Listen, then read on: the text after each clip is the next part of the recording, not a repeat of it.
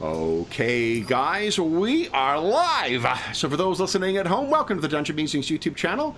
My name is Kevin Madison, and I'll be your friendly crafty master tonight, because tonight we are going to be returning to our summer campaign, which is our pickup campaign playing Crafty Games' outstanding fantasy RPG, Fantasy Craft. Now, we had scheduled a session of our Deathwatch campaign tonight, and we thought we were going to be able to play that. We're down a player at the last minute because of the way that our our heroes were left, or our kill team was left last time. We did not feel that we were in a position to continue that campaign, so we're starting a little late today because we had to get some things set up in Fantasy Craft. We're returning to the the land of Untamed Thule for yet another of our Tales from Thule Fantasy Craft one-shots for our summer pickup games. And with me tonight are two veterans, Reavers of Thule, and someone walking the icy tundra of the Untamed Lands the first time. I'll go the order. I've got you guys on the screen here. Why don't you tell us who you are and who you're playing tonight? First up, we've got James. I'm James. I'm playing Zarazia, the pistol-wielding fencer, and disappointed in love ex-musketeer. Very nice. Who's very happy that Harkin is here to cover up all the blundering on the character sheet. Nice. Next up is our resident armor smith, Dave. Hey everybody, Dave, and I'm playing Gwenrig, Jen's daughter, character that has been pulled out of one of my pieces of fiction and thrown into the world, kind of a Norse-inspired warrior sword and board type. Very nice. And last but certainly not least is Ingolf. Yeah, hi, I'm Ingolf. I am playing Hakon Doomswinter, and I think he is well known throughout the different campaigns of this server. Yeah, Hakon is he's our recurring character. Definitely. Everybody gets a try. Okay, but guys, we're going to dive, I think, right in here to this thing, because, and again, for those listening at home, we had very little preparation for this, so my apologies if we're going to be a little scattered, and if we do not stick the landing with a clear ending to this story. We really just wanted to have some fun and play some Fantasy Craft tonight, so let us open. So guys, our scene opens with our three Reavers sitting around. Oh, let me show you where we are right now. Maybe this will help. How about we do some establishing stuff first here, Kev? Okay, all right, fine. So Ingolf, Thule. Yes. Thule is a land lost. It is a continent that sort of fades in and out of existence with connections to the quote-unquote real world, or at least a fantasy equivalent thereof, as well as other settings. This is the map that many of our Reavers have had access to before, which is also known as Nude's map. You guys are a little far to the east on this map. North is at the top. Tuleborg is the most significant settlement in the region, but this is the overall continent of Untamed Thule. The Nude's map covers like the bottom, maybe eighth of the continent, down to the bottom left, but that's around where you guys are, and that is the scope of Thule itself. Let's see here. The land is a mix of environs, but around Tuleborg, mountains and tundra predominate. And ruins. There are several lost cultures that predate the arrival of humankind in the most recent eras, including the Elder Folk, masters of sorcery and demons, the Atlanteans, masters of unthinkably advanced technology. Atlantean technology, if you want to think of like 50 sci-fi, that is a good frame of reference. The Thulean setting, I've said this before, is much more of a weird fiction setting than it is a fantasy or a sci-fi setting. So if you think of some of the odder, combinations of lost technology and, more Thundercats than Tolkien or Howard. Yeah. Okay. It is around a crackling fire that we find our 3 heroes, the Reavers of Thule. You are sitting among some ruins. This ruin sits beside a small stream, and the small stream, if you follow it the full distance, will take you to a sprawling dungeon complex known as Stonehell. Stonehell is said to, there is a storied history behind it that dates back hundreds of years, and even it's said to the time when Thule was lost. But it's also said to have a bunch of riches in it, and I'm assuming that is why you were traveling up there. This place was at one point where you are finding yourself camped, was at one point a part of perhaps a supply train that went up to that former prison. Perhaps it was part of some ancient fort, or who knows. What is known is that it is a ruin right now, and it is a safe place where you can have some walls around you and you can start a fire. Why don't, because Zarizi and Gwen, have you met one another yet? I don't think so. Thule? I don't think so, right? No. So then why don't we go one by one? Why don't you guys tell us what to expect of each other? What would you see, and what kind of capabilities would you have discussed? So let's start with Zarazia. What do our heroes see as they gaze across the crackling fire at you? Trying to stave off the cold Thulean night. Yep, so she's a young woman, not typically covered in hooded cloak, but a very graceful mover. You can see just in all of her actions, and you've noticed the fact that she can just disappear into the crowds when necessary, and always you're conscious of the fact she's got her you can see the shape of her fencing rapier underneath her cloak. She also has an I think that's the main unusually... thing. She could be gregarious when she wants to be, but when you can see that she can be a bit... when not putting on a front, can be more pensive and cynical. Okay. I'm going to assume that each of you, it's not in your character sheets, I don't think, each of you has invested in one vitality potion and one healing potion. Your healing potion will restore wounds. Your vitality potion will restore your vitality, and we'll figure out what those are, how much they restore each when the time is needed. Gwen, just tell us what the folks would see about you as they gaze across that crackling fire.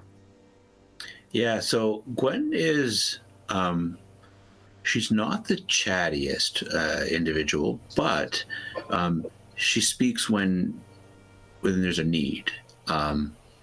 She's fairly strong build, wears leather armor and some furs, carries a big round shield and a sword.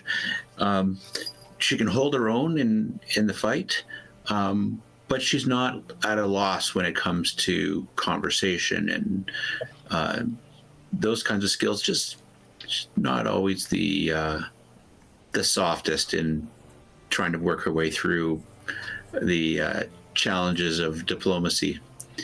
But yeah, she's loyal and forthright and very firm in her convictions, and has like I said earlier, a Norse background. So she's got some understanding of the northern reaches of Thule. Okay. And finally, Hacken. Yeah, I think so. Hacken is not a person of many syllables in his words. So he is always ready for a fight and menacing and he is very. I mean, I think he's more clothed than the pictures we see on the character sheet. So that's not appropriate for the winter. But then again, I think he's just interested in what's going on here. So I see he studies foul magic. I don't know what that means, but I think he studies it because he doesn't want it to exist and not because he wants to use it. Okay. All right. Then let's get some dice rolling. Would everyone give us a notice check, please? You should see this time Hackett jumped off a balcony. No, sorry. I'm just going to clear the token. And he's A little notice. notice. So, and I'm just clicking on roll, I suppose. Yeah, so not the GM one. It's the one on the left of the two different options there. Thank you very much. Okay. Okay, so Gwen. Oh. Got the best. Okay, so you will notice you have your action die as well. An action die is, at your level, is a D4 that explodes. You can roll that afterwards to add to any dice roll, including damage. You can also use it to add +2 to your defense at the start of any of your rounds. You can spend it to trigger a threat, a critical, or you can spend it to trigger an error for me. There are other uses for them, but those are the ones we only need to worry about for now. Hacken, are you trained in Notice at all? Yes. Do you have I think I am because I got rank 1 in it. You do. So the reason I ask is because if you don't have training in it, rather than getting a penalty for not being trained in something in this game, you just have a larger error range. So because you rolled a 3, if you didn't have that 1 point in training, I could spend an action die and trigger an error. I can spend at least 1 to trigger an error. I can spend more to make the error more interesting. Yeah, I see. Interesting. Gwen. Yeah. You were the one. So you guys know. Let's do one other thing. Let's have everyone roll a knowledge check. And this is just to know what what information you know about this region. If you have a study that would apply, that'll add +1 for each of the studies that apply. And if you have 4 ranks in a skill that would relate, you can also get a synergy bonus. Okay, so Zerasia got a 13 for knowledge. Knowledge is underneath the saving throws, I believe, above where all your studies are. Interests and languages. Yeah, is the section next to your skills.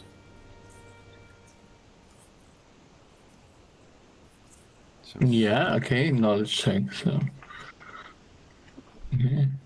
So Nordic North would count? I think, that's your culture for the North. I don't think you have any studies, Hacken, that necessarily apply. Gwen, I don't think you have any studies that apply either. But, Gwen, you got a potential crit there.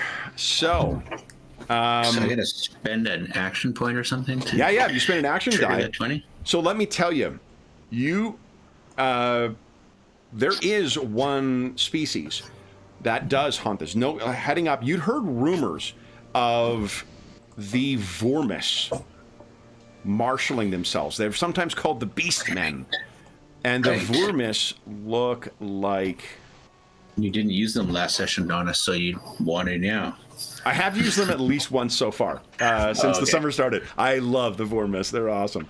The Vormis are a aberrant form of sentient life that are very aggressive towards humankind. Gwen, I think you saw the markings that they were following, and the hooting that you heard, the calls as you were traveling along that they tried to disguise as animal sounds. You've known that this attack is coming. So what I'd like you guys to do is I'm going to start setting up where these things are coming in to ambush you. But in lieu of that, you guys are instead going to be able to spring a ambush on them. And what that means in this game is each of you has one sneak attack die. And you can use that during the first, say, 2 rounds in the fight. And what a sneak attack die does is works just like it does in D&D. If something is flanked or something is flat-footed, then you can spend it to do extra damage. And it is a D6 for your sneak attack. And why don't you each give us a tactics check? Let's see if you get more. Tactics is a skill. I don't know if many of you were trained in it. Let's see here. I don't know what that is. Yeah. Okay. Yay! It'll be against a difficulty of 11, I think. Sorry. Ooh. Well, Zerazi, I'm going to let that sit. I'm not going to spend a action die to cancel. Okay, so all this means is none of you guys are getting other things. One of the things I love about this game, Ingolf, I could trigger that thing, but I need to spend one of my action die. I start the game with a number of action die equal to the players, plus 2 times the menace level. The other thing is you will get action die pretty quickly. Like, for instance, it's now 8:30 my time. Everyone gets an action die. And you know what that also means, Ingolf? No? I get 3 action die. Because every time a player gets an action die, I get one as well. So, okay. So you can hear them, Gwen, sneaking in. And let me just quickly do this for you. I don't think you've got the light. Oh, you don't have light. Let me just give you a quick sense here, Gwen. I'm going to give you a dark vision just for a second here. Let me go. Night vision for 50 feet. Let me show you where you can hear them coming. So, Gwen, look what's coming down there. Oh, sorry, I'll drop you. You see that? Okay. Yep. And you see that? Yep. If there are gaps in the line of sight, you can assume that those are gaps where the walls are low enough for you to move through. Okay. Okay.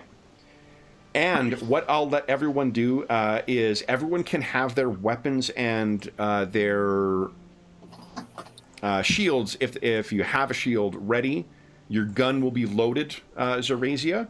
And I'd ask everyone to go ahead and roll initiative. And remember, Zerazia, you've got lightning reflexes, so roll twice and take the better of the 2. Nice. Okay. Huh.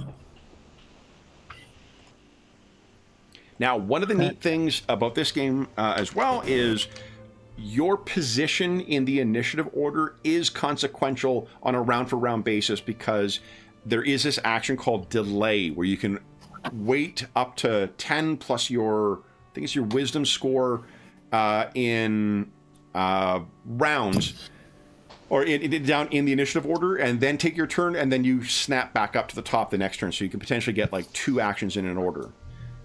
So let's see here. This is for the leader. There we go. And for the rank and file. Okay. I'm going to get my initiative tracker here. Wasn't "They Are Coming" written in blood on the inside of the first room of the barrel maze? It was something akin to that, yes. Oh, was that the... Yeah, it was in the barrel maze. Yeah. Okay, here we go. And these guys got... Okay. So Now, I've saving all the good rolls for later in the game. well, here's the other That's thing. good. Hacken, you could, now that you see what the initiative order is here, you could spend an action die, roll 1d4 exclamation mark, and add that to your total to put yourself before the others if you choose. Yeah, that's it. And the reason Exploding that dice might be grenade. advantageous is, for instance, if on this round you guys want to wait until they're closer in before you take your action, you could do that. Yeah, and if I'm at an 8, I have to wait nevertheless. Until after they act, but you will not be able to interrupt them. Yeah, okay. So, and how do I do I click something to roll just an roll action? 1d4 exclamation mark. Okay. Depending on your Yeah, level, your action die can get larger. Make sure it's an exclamation mark because they do explode. Yeah, there's an action die on the sheet, but I'm not sure exactly how to work it. Yeah, I'm not sure if it actually works. So then add, okay, so you get so- 11. Yeah, okay. So if you could adjust your initiative, I'll put you up in the order here. All right. Then, Zorasia, you were up first. You can hear them coming in the other room. They are muttering and whispering to each other. And let's get Dave. We did have this track go out to you last time we played. A little death and axes. Death and Axes. All right. Zorasia, what would you like to do? You have either 2 half actions or 1 full round action. And remember, for free, you can choose to delay, which will make you act at a round afterwards. That will not let you interrupt the other things. Or you can, I think with your lightning reflexes, doesn't that let you ready 2 actions? I can ready 2 actions. Yeah. And decide which one you want to do. That is taking a half action to prepare another half action. What do you want to do, Zorasia? You want to jump in? You have your sneak attack die, and these guys are unaware of you. So anyone you attack and act on before, you could apply that sneak attack die to damage. Now, sorry, to understand how this is working, if they come trundling in, Yeah. I still get a sneak attack, even if I act after them? You can choose to use your sneak attack die if they are flat-footed or if they are flanked. So right now they are flat-footed because you are acting before them in the round. They're not aware that you're aware of them. So if you act before them, but once they do get in, you would have to either trip them. I mean, this is one of the reasons your trip is such a useful tactic. Tripping does make someone flat-footed. They're sprawled, and part of that is flat-footed. You could then attack them. I can let them come in, trip them, and then use my... Yep, and sneak attack will be good for 2 rounds of combat. Yep. If you don't use it in the 2 rounds, it's lost because the element of surprise is no longer particularly helpful, but... I guess I'll move myself down the order to 16 then. To 16, okay? Oh, sorry, I'll do... here we go. So you know... I'll give him a...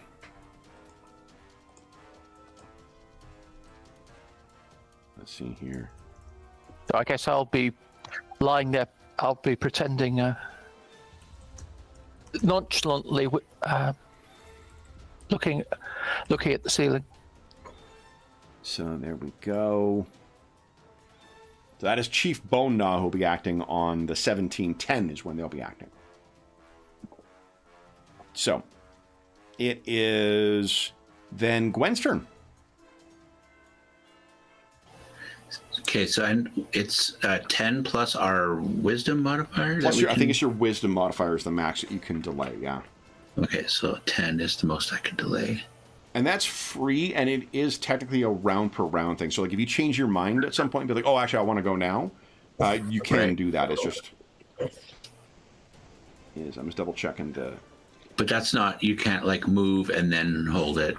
No, I think, let me just double check, but I don't think you can split up your actions that way. Yeah, You basically are delaying. It's a free action. It's an initiative action, which means it takes place before you start taking your turn. It is... Oh, no, sorry, not your wisdom. It's your initiative bonus plus 10, not wisdom. Okay, so that's 2. I think, Zorasia, yours is your initiative bonus? All right, then I can move it 14 then. Wow, Yeah, so I could move it down to 8. Yeah. So you can choose to act whenever, really. And then, Gwen, what is your initiative bonus? It's 2, so it'll be up to 12 you can move. So you go down to 6. Right. Yeah, because I want the group to be able to move into fighting range. So I will just stay where I'm at and move my initiative down below to like just before Zorasia. Okay. And then again, it's a round per round thing, so if you change your mind on that, you can feel free to just let me know that you're going to take a turn after someone's taken their turn. Okay. Okay. So then, Chief Bone Gnaw gets to go. 1, 2. He's got a name, guys. I'm sure he's going to live a long and healthy life. So he's going to go up, and I think he's going to... That'll be it Just for to be him. clear, I have a pistol in one hand and my rapier in the other. Figured as much. Yeah, no problem. Yeah. Hacken! Yeah, I don't see anything, so that's. But Gwen had told her they're coming from the right-hand side. Yeah. So I think I will. So delaying an action means if someone comes in range, but then there's no flank action. There's two separate kind of contingency actions you can take. Delaying an action means you take your round at a later point, but you cannot interrupt someone else's turn. Yes, I understand. Yeah. Ready is you take a half action to bank another half action. I see. And attacking is a half action. But Attacking then is a half action, yeah. But like charging is a full round. Yeah. I'm trying to think of other things that are full. Yeah. So you also have reach with your claymore. Okay. So you can actually reach up to 10 away, 2 squares away from you. Yeah, I think I will just move down to 9 again. So Okay. yeah. All right. So then these things are, and they're getting ready to charge in. They are going to move. Let's see here. 1, 2, 3, 4, 5, 6. They get to there. 4, 5. Oh, can I get in on you? 1, 2, 3.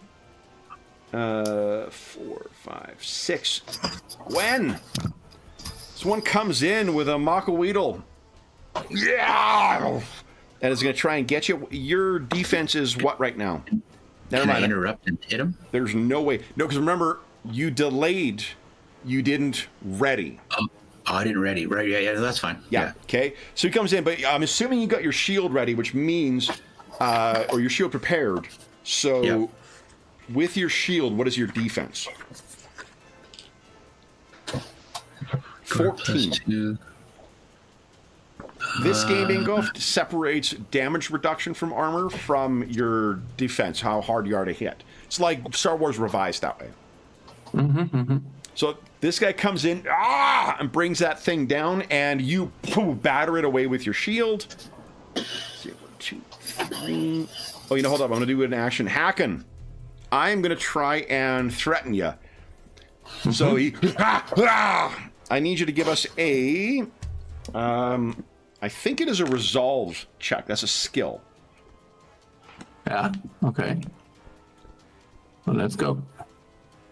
Okay, you can go ahead and make your roll. I'll make mine as soon as... Holy Bam. shit! Yeah, unsurprisingly. Okay, so I just rolled a nat 1. Hacken, you can spend an action die to defeat this guy if you'd like, because he is a standard character and trigger my error. So, for instance, if Hacken screams back at him, this guy may just run off into the night. Yeah. Okay, so count 1 action die down. There you go. Yeah. I think you should be down to 2 right now, because you did spend 1 on your initiative too, right? Yeah. You started and with, I thought you started with 3? It was starting die 4. I started. Nope, there started was with 3. Okay, so then I'm down to 2. Yeah. Okay. Because on the sheet it says starting dice 4. Okay. Oh, yeah, it could be. I think so. The sheet doesn't track back to the token. That's the only thing it doesn't track back for. So. Oh yeah. Okay. All right. So then, what do we see as this thing comes in and finds it Hacken unthreatenable?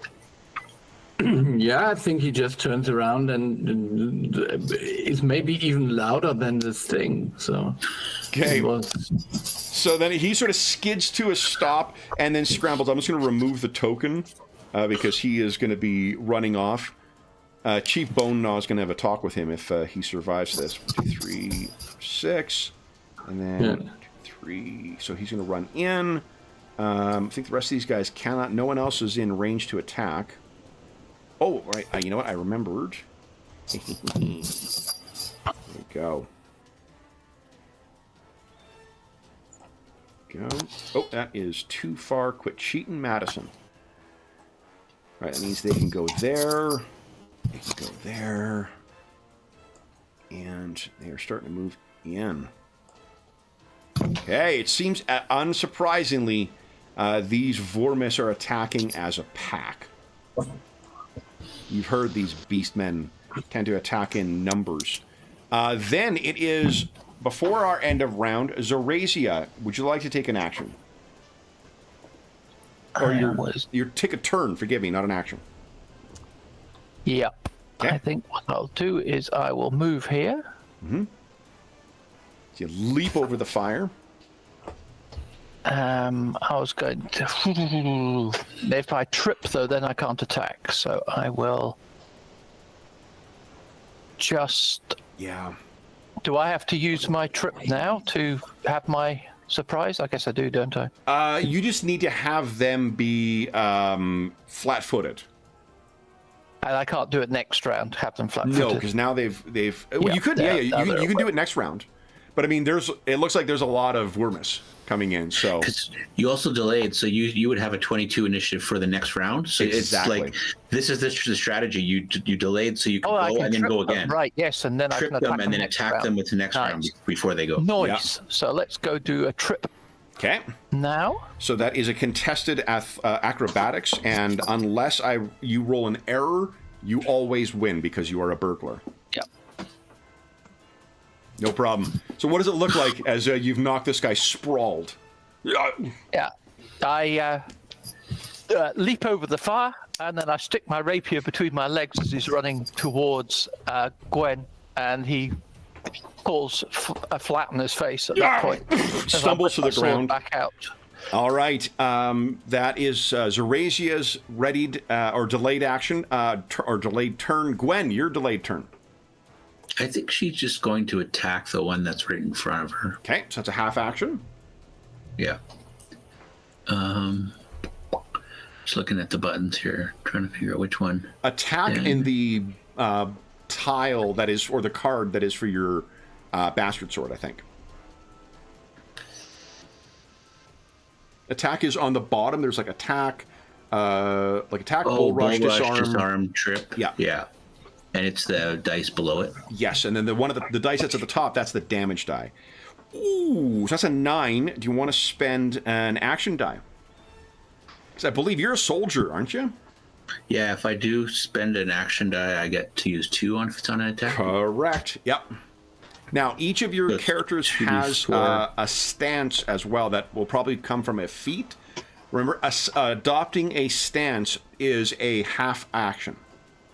Okay. So it's /R 2d4 exclamation mark? That's right. Yep. Nice. All right. That is a hit.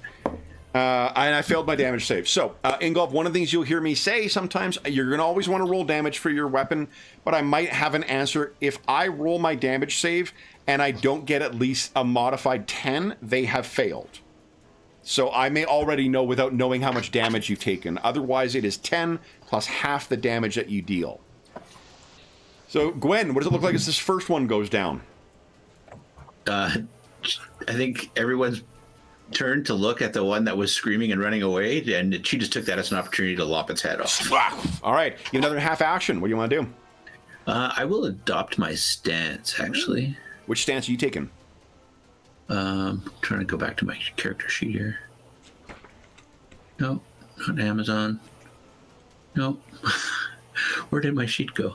I had the PDF open. Is this the... Oh, martial spirit, +1 melee attacks and +3 melee damage? Yes. Pretty awesome. Okay. Then it is Hacken. Your delayed turn. What are you doing? Yeah, I think no complicated strategy, just hack at that one. Okay. And then we'll see. Okay, so swing that. I have this claymore ready for using it. Here we go. So it is battle blessed, whatever that means. So Battle blessed means it grants you a defense or a damage reduction. Even though you are shirtless and a maniac, you do get damage reduction from your claymore. That is a hit. Go ahead and roll damage. And, I might survive. Yeah. So it's at the top of the tile. Yeah. Yeah. Okay, 11 points of damage. So my difficulty would have been 10 plus. So 11 divided by 2 is 5, rounded down, and plus 7. So I have a DC 15 damage save. I succeeded, actually, in my damage save. So this toughen is still up. You have another half action. What would you like to do? So, and I think maybe I can't attack again. Yeah, hell so... yeah, you can. Okay. So then, why not? I mean, I'll tell you another thing. If you first off, it is I missed the time. It was 8:40. Everyone gets an action die. okay. So do I. And you can spend a action die on damage as well. Okay. So I could use that and just okay, let's do that. 1d4 exclamation mark, Yeah. please. Nice. Oh. Did I say that he survived? I misspoke. He is very dead. Then it is your turn. Now, here's another neat thing, Hacken. I think from your perspective, you can see 3 other Vormis there, Yes. right? That was my intention. I could be very menacing to them. Yes, you can. They are within close range, which is 30 feet. So I think all 3 of them are in 30 feet. You could give us an intimidate check if you'd like. Yes, I would like that. Okay. Just, I mean, maybe just showing off the blood on my blade. Yeah. I would just Okay. ask them to come closer. Just come here, intimidate. Let's see. So that's 22. All right. So go ahead and give us a 3d6. I'll apply a d6. You've done a d6 of stress damage to each of them. 3d6. Yeah, 3d6, and I'll make my saves. So 1. Okay. Because you count it as normal damage on this. So what this means is the next damage save they have to make, even if they make a successful one, becomes harder. How does that sneak attack damage work? You can... Oh, you have to be flat-footed. Oh, they have to be flat-footed. Okay. Yeah. But the one at the back did run. Okay. That's good. Now it is the start of round 2. Zarazia, what are you doing? You have a tripped Vormis in front of you. Purple prone? He is technically sprawled, but yeah. Because prone is a condition you've chosen to adopt. Sprawled is you knocked on your ass. Oh, okay. I see what you're saying. There's a difference. Yeah. So I will try out my darting weapon then. So that's 2 attacks at -2. At -2, yep. Go right ahead. So first one, need to add -2 to this. Okay. Nice. So it'll be a 10. That is a hit because of his sprawled. Go ahead and roll damage. And if you want to add your sneak attack, you can do that. Oh yes, of course. Okay. So 26, let me make my save. Ooh. Come on, sneak. And that's a fail. Okay. So first one, your rapier dashes out or darts out like a viper. You still have another attack, and you have a half action. I guess as can I move and finish the action? I'm fine with that. Okay.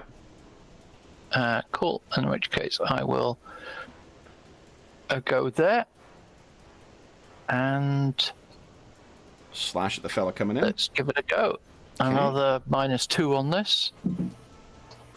That one is a miss currently. You want to spend an action die? He's way ahead of me. Already typing it. Big hit. Go ahead and roll damage. I failed my damage save. Oh, and a biggie. That is, oh my goodness. All right. So that is 2 more Vormis down. Gwenrig, what are you doing? Can I tell which one's the leader? I can only see a couple of them right now. You can only see a couple of them, but you can hear someone shouting in the background. Oh, okay. He's urging them on. And you know what? One of the things I can do, Ingolf, with my action die is I can add more enemies to a scene. So let's do that. I have to say, I think these foremen need to have a word with HR after this about the management style. It turns out They're coming back again, yeah. There we go. So sorry, Gwen, what are you doing? I was just fussing around. I was she's going to step up, and her weapon doesn't have reach, right? So she needs to be right adjacent? Correct, that's right, yeah. Well, you know what then? She's going to be like, Hakon, help over here. And then she'll boop. Nice. Okay. Because he can move up right next to Zarazia and still hit that guy. Over. Yeah, absolutely. So yeah, she'll go here, and then but there's more. Damn it! Okay. Then your attack. Would you like to attack as well? You got another half action still. Oh. Okay. I think. Let's see. So you stagger over. I can't reroll that, right?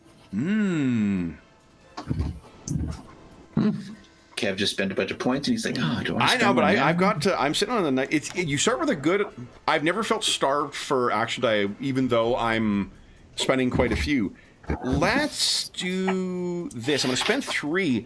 So you go racing in, you swing down, and I think this thing, it's not fighting in any way that is a rational strategy. It's terrified of Hakon. So it flails out with one of the things that hits your fucking arm, and your sword goes flying out of your hand. So it is adjacent to you. You just need to move into one of your adjacent squares. Let's say it's north of you. You just need to go there. Also, Ingolf, no attacks of opportunity in this game. Okay. Then I have to move back and grab my sword. You can't, basically, because you've done your move, right? I didn't use all my move. Do you have to use it all in once? I think you do. Yeah. Like you could do 2 separate moves, and if you don't move, you can do a 5-foot step. But I don't think you can split up your half actions. No. Okay. Then. So I moved and I attacked. And you successfully disarmed yourself. So. Yeah. All right, then it is Chief Bone Gnaw's turn. He is gonna go 1, 2, 3, 4, leap through the wall. 5, 6 to right there. And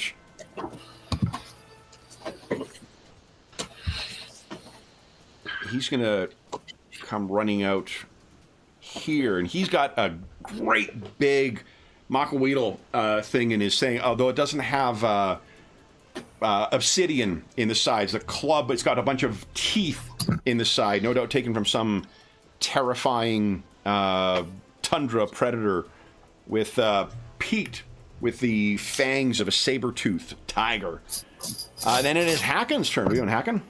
Yeah, I think the law of the jungle, or whatever this is, dictates that I just have to behead the chief, and then everything will be fine. Okay. So I'm moving here and hack at the chief. You got it. Yeah, wait a minute. There was something about me fighting dirty, so maybe I should use that.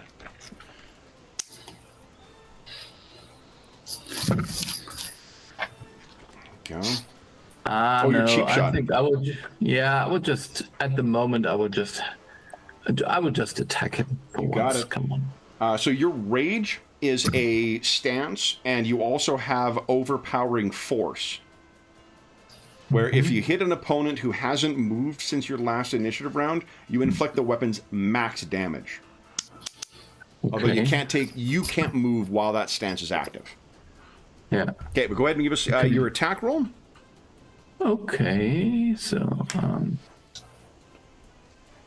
Then I should go with the attack roll. Go. I'm just looking where the stances are, but whatever. Stances are listed. Sorry, they're on the PDF under the feats. Your feats typically give you one benefit, then also, at least some of the martial ones, give you a benefit, and that is a hit. Go ahead and roll damage.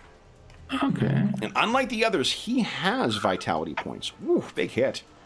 9 damage. All right, and with his DR, there we go. Yeah! You clatter up against his MacLeod, and you are going to be in for a proper fight now. And it seems that there are reinforcements hacking, because out of the water to the north, they have swum in? They were swimming. And they are... See, this is why I have difficulty with tenses in fucking German, is because I can't sort them out in English, even. So... They come racing in on Hacken. So that is the first wave. Each of them can make an attack. Your defense, I think, is pretty high. Hacken, isn't it like 15? It might be. I just this defense is total is 17. Holy shit. All right, so let's see if any of these can get a hit on you. None of them, in spite of the many that are on you. Then the second wave is gonna... Let's see here. 1, 2, 3, 4, 5, 6. Ooh, they're gonna come in and start helping with the flanking here. So that's gonna go there. Flanked is a condition in this game. All right, and then the ones in front. Zorazia, one is going to come in here, and one is going to come in here. I am going to give you some cover. Oh, we got one more on Hacken. Okay. Hacken misses you as well. And Zorazia, what is your defense? It is, and quick question, can I invoke my... roll my action point, action dice? Oh, at the start of your turn only. Only at the start of the turn. When you're adding to your defense. Yeah, because the way it works, at the start of your turn, you roll it, and the number of whatever the result is, that's how many rounds you get the +2 to your defense. Yeah, okay, understood. My defense is 14. Okay, so I did hit you because I got a 19 on that. So this one comes in a less impressive looking weapon. But does hit you for 7 points of damage. Oof. Remember do you have any armor? No. Okay.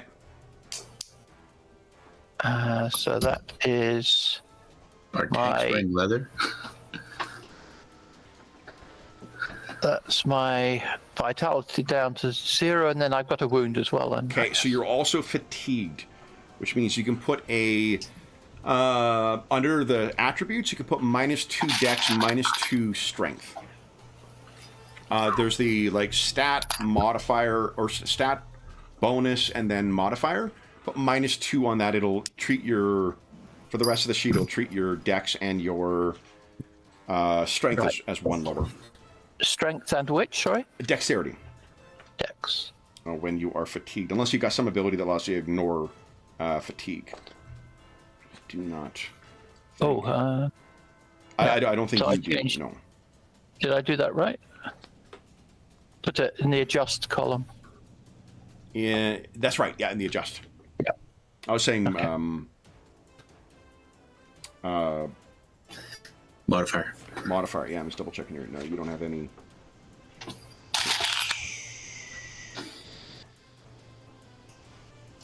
Yeah. Okay. No, nothing else. Okay. Then on Gwen, you're still a 15 because you still got your shield. That is, I do actually hit you though, and a miss with the second one. Gwen, you take 7 points of damage. They'll apply your DR. Oh, DR. I think it's 2. Yeah, your DR is 2. He's got leather, plus you've got a feat that helps you with that. All right, so they're all charging in on you. Zorazia has taken a bit of a bonkin. Top of the round, Zorazia. What would you like to do? I will then use an action dice for my defense. Okay. 1d4 exclamation mark. What? Okay, so for till the start of your next round. Also, don't worry about erasing that one because everyone gets an action die. Okay. So, It's 10 after now. What would you like to do? And oh, sorry, I was having a dither. Whether I should shoot Chief Bone Gnaw, but I think I won't. I will.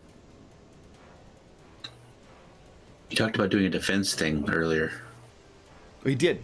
She did. She's got +2 to her defense now. Okay. You also have, I think, you've got that stance you could take as well. The fencing, the work the line stance. Every time an adjacent opponent attacks you and misses, you may move 5 feet and draw the opponent into the square you previously occupied. Yeah, I'll try that. I was just wondering which one on to do that, but I think first I'm going to do my darting blow, so that's going to be -2 again. Okay. But let's give it a go. Let's go all out. Okay. So this will be -2 off this. Are we flanking the one just above you? So, I believe that's a threat, isn't it, with your rapier? Oh yeah, yeah, that's a threat. You want to spend an action die and just kill it? Yep, that one's down. So what does it look like? Is it the one north of you? Or which one were you thinking of attacking? Yes, I'll get that one directly north of me, straight through the eye. Okay. Goodbye. Let's go again. That is a hit. Go ahead and roll damage. That's -2 on that, though. Oh, that is a miss currently. Unless you want to spend an action die. Yeah, let me go and throw them, but I will do that. I'll take that down to 2 then. And I will roll. No. Click on the sheet before you start typing. Go. Solid. Okay. And that is I had failed my damage save. Don't worry about rolling damage. That is 2 down. You still have another half action. And remember, if I'll do my half action of the working the line once. Okay. And then remember, you can also then take a 5-foot step because you haven't moved. Yep. So I will whack the one northeast of me. This is half damage. No, you did a half action for your 2 attacks from darting attack. Did a half action to get your stance. That's all your actions. You could take a 5-foot step for free if you didn't move during your turn. It's just because fencing base, it's my stance. It sort of seems to do both. Once per round, you may take a free attack with a fencing blade. You inflict only half damage with this attack. Also, you gain the stance, working the line. Oh, yeah. Oh, an adjacent flat-footed character. Oh, yes, he's not flat-footed. Not flat-footed. Okay, so I'll just go into the stance then. Yeah, and then you can also, if you want a 5-foot step, you can. Okay, so And there's no attack of opportunities? No attacks of opportunities. Okay. Then it is Gwen's turn. Are we doing Gwen? Okay, well, you know what? I need to move 5 feet to get my weapon, so I'll do that. And then, what is it, half action to Half get my to get weapon? your weapon up, yeah, and then you have one more half action. Okay, I will attack this one right here. You got it. So this will be +1 to hit, +3 to damage. Oh, wait, no. I'm going to attack the one I missed last turn because I have a resilience fighter thing. Relentless attack. If your last attack on this opponent missed, you gain a +2 attack. Hell +2 yeah. hit with this attack. Okay, go right ahead. So I'll swing back at that guy I dropped my sword with. Okay. That's still actually a hit. +2, yeah? Okay. Yep. Okay, and go ahead and roll damage. My damage save. He's down. All right. Then it is Chief Bone Gnaw. He's got the kind of name you have to say like a wrestling announcer. So he is gonna move into flank Hacken underneath his massive blade, and he's gonna try and get you from behind Hacken. Oh, that is a big hit. Yeah. That is 8 points of damage. Your DR does apply. Okay. I think you got DR 1, so that'd be 7 points to your blue bar, your vitality. Okay. And that is all of Chief Bone Gnaw's actions. Hacken, what are you doing? Okay, I suppose what I'm doing is I change my stance and rage. Nice. Yeah. So now you can make adjustments to your character sheet. Put under the adjustment, put +3 strength, +3 constitution. Yeah. And that'll factor through to the rest of your sheet. Yeah. And what the rules as written are that you can't make any skill checks. We have been making the exception for threaten, because that just kind of makes sense. Yeah, and it is also in the rules that I get a +2 bonus on threatening, so that makes no sense if I can threaten anyone. I was just thinking maybe that's only in the first thing. Yeah, each of them always gives like some benefit, and then it also gives you a stance for some of those martial ones. Oh, I think. I see. Yeah. I get Yeah, it's very cool. I think I'm doing the intimidate check and gain the stance. That's Is what it you're actually true? giving me, is threaten and then adopt the stance? No, I was just wondering. I get more. So the race. I was just wondering whether this means I get the intimidate action for free, but I don't know. So You don't. I will No, just you don't. do- And again, the action is actually threaten. The skill is intimidate. Okay. Yeah, So what that then grants I you would- is you get +2 to your intimidate check, so whether it's a threaten Yes, action yes. or not. Yeah. Okay. So, I see.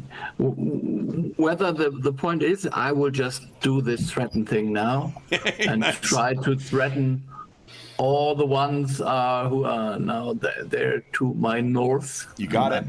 Go ahead and give us a intimidate. I can't remember. Can you take a look at the sheet? Do I have the +2 included in there to your intimidate? No, maybe misc. There's a misc +2. Yes. Okay. There's a miss So, +2. yeah. Okay, awesome. Good job, Kev, from 3 weeks ago.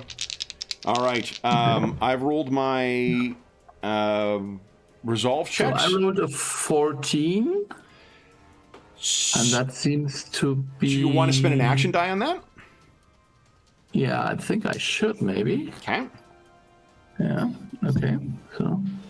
This is an opposed check, right? It is an opposed check against my resolve check. Yeah, so you want to try and get as high as you can. Yeah. So 21. Shit. All right, so give us a 3d6 roll, and I'll make my damage saves. Oh, fuck. Yeah, you have driven... I'm just going to remove the tokens because they are going to run as soon as they're given the opportunity. And 5 damage to that last one. Wowzers. So, yeah, you... what does it look like, do you think, Ingolf, as you lose yourself to rage and then scream and send these ones flying off? Yeah, I think actually I'm just hulking up in a way, just getting bigger and stronger and more fierce, and yeah, they see the lust for killing in my eye. Nice. All right, so Hacken also will gain 1. You might as well add 1 vitality back too, because your constitution went up. I don't think that auto calculates. No, yeah. Okay. Then it is the Beastman's turn, the Vurmis. All right, so we've got... Let's start at the north here. This one is... Oh, boy. Yeah, I think this one is going to go down after Zorazia. This one will do a 5-foot step over here. So let's start with you, Hacken. It is a 17. So I need because of the flanking, it's a 15. I need to hit you. Yeah. So first, I rolled 2 nat 20s, but because they are standard characters, I can't trigger criticals and do damage directly to your wounds. So you just take normal damage here. That is 6 points of damage. Your DR applies, and 7. Your DR applies. You take a total of 11 to your vitality. Yeah, but I only have 10. So, Okay, so you go to now... 10 and then 1 to your wounds. Reduce your strength by 2, the modifier, the adjustment by 2, and the what do you call it? Your dexterity by 2 to be -2 because you are fatigued when you take wounds or when you lose your vitality. Actually, then it is and fatigued 1. If you look next to where there is the subdual damage, there's a drop-down menu that can put fatigue 1. It won't auto-calculate that, but there are 4 possible levels for fatigue. So, yeah, I'll just try to find it in the moment. So if you roll down to where the damage is underneath the. And then. Yeah, I'm at fatigued 1 already, or did you put it in? I didn't put it in. No, that might have been left over from last time. Okay. Hacken gets around, so if it's at 1, then you don't need to make any further changes. Okay. Okay. Excellent. Then it is so 1 misses with its 1 miss, 1 hit. Let's see what the damage is. That is 3 points of damage. Your DR will apply, so you'll take 2 to your wounds. That's your red bar. So you should have taken 3 to your wounds so far. And then Chief... Oh, no, he doesn't get to act on this turn. Zorazia, let's see if you get to trigger that ability. You most certainly get to trigger that ability. I just missed you. It's the guy to the north. Do you want to move 5 and then move him 5? You don't have to flank the choose chief to. if you could switch places. Yeah, because what's the... So you may move 5 feet and draw the opponent into the square you previously occupied. So you I'm not could sure move, that would work here in this case, right? Because normally I'd move back, but I've got a You block. could go 5 there and then draw him down there, for instance. And we would flank the chief, and you could attack him. Just a quick question with my pistol. Can I fire it at blank like that? Good question. I think you can, because it's a pistol. And plus, presumably he's facing the other way, so I guess I'm not, outside the sorry, at mechanics. Chief Bone Gnaw? Yeah. Definitely can attack a target outside of melee. I don't think there's any penalty for firing into melee in this, if I remember. Because then I will do that. Let him go down. Sorry, Gwenrig, but I'll be back shortly. She's not worried. Okay, so he's gone down there. Then it is, I have, let's see here. 1, so what? First attack on Gwen, neither of those hit. Second attack on Gwen, neither of those hit. Third attack on Gwen, neither of those hit. And then these guys charge forward. Now we got some flanking going on. We can do 1 attack with him. That is a miss, and... I didn't roll higher than an 11 on any of those attacks. That is it for the Vurmis. Zorazia, you were up. What are you doing? I think Zorazia is going to do a half action to take a vitality potion. Okay. So that'll get Vitality her back is, up to I think, 2d6. Well, 2d6. Yeah. Right. Roll 2d6. So hopefully I should... Okay. No. You can add an action die to any dice you roll. If you want to roll 1d4 exclamation mark, you could do that. Only got 2 points left. Getting another one in 9 minutes. 9 minutes to our next one.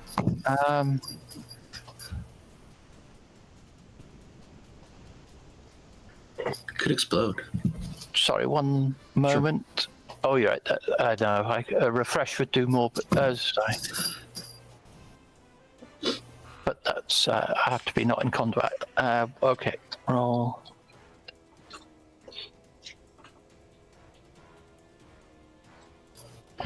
Okay, well, that at least gets me up to 5. Does that remove my fatigue then? No, because fatigue is a separate thing. You gain a level of fatigue when you exhaust your things, but when you transition from one scene to another, you remove 1 level of fatigued and 1 level of shaken. Okay, no worries. Well, I will now then shoot Chief Bone Gnaw in the back. Go ahead. Because why wouldn't you? Hell yeah. Let's get that crit. Come on. Come along, don't miss. Oh, you're kidding me. Now, you're not that far off from a hit. Do you want to action die that? Yep. Okay. 1d4 exclamation. Fuck me. Okay. That, ladies and gentlemen, is why you don't rely on your pistol. All right. Gwen, you're up. What are you doing? Okay, so she's going to attack the one right above her. Okay. And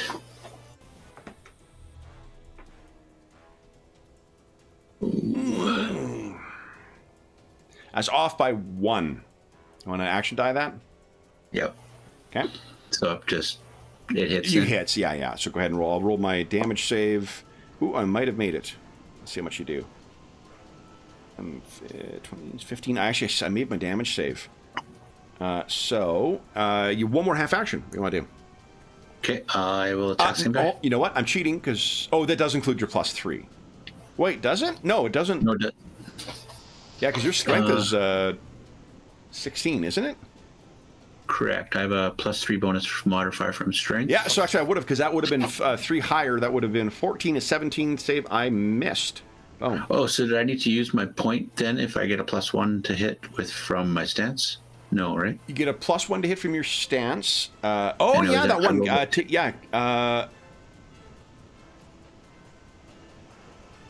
So, sorry, what? So I get a +1 to hit from my stance, but we didn't. That would bring me to an 11 to hit. Yes. Did you need a? So you wouldn't have spent an action die. Okay, that's what I'm asking. Okay. And then the +3 bonus from the damage is enough to take a enough to take it down. Okay. Yeah. And then so then I have another attack I can use. You can, yeah. Action. I'll attack this one right behind Ceresia. You got it. Go ahead. Come on, but yeah, solid hit. And I might have made my save. I did not make my save. So, whack, another one down. Bam, bam. All right, Chief Bone Gnaw. Chief Bone Gnaw is sick of this raging barbarian.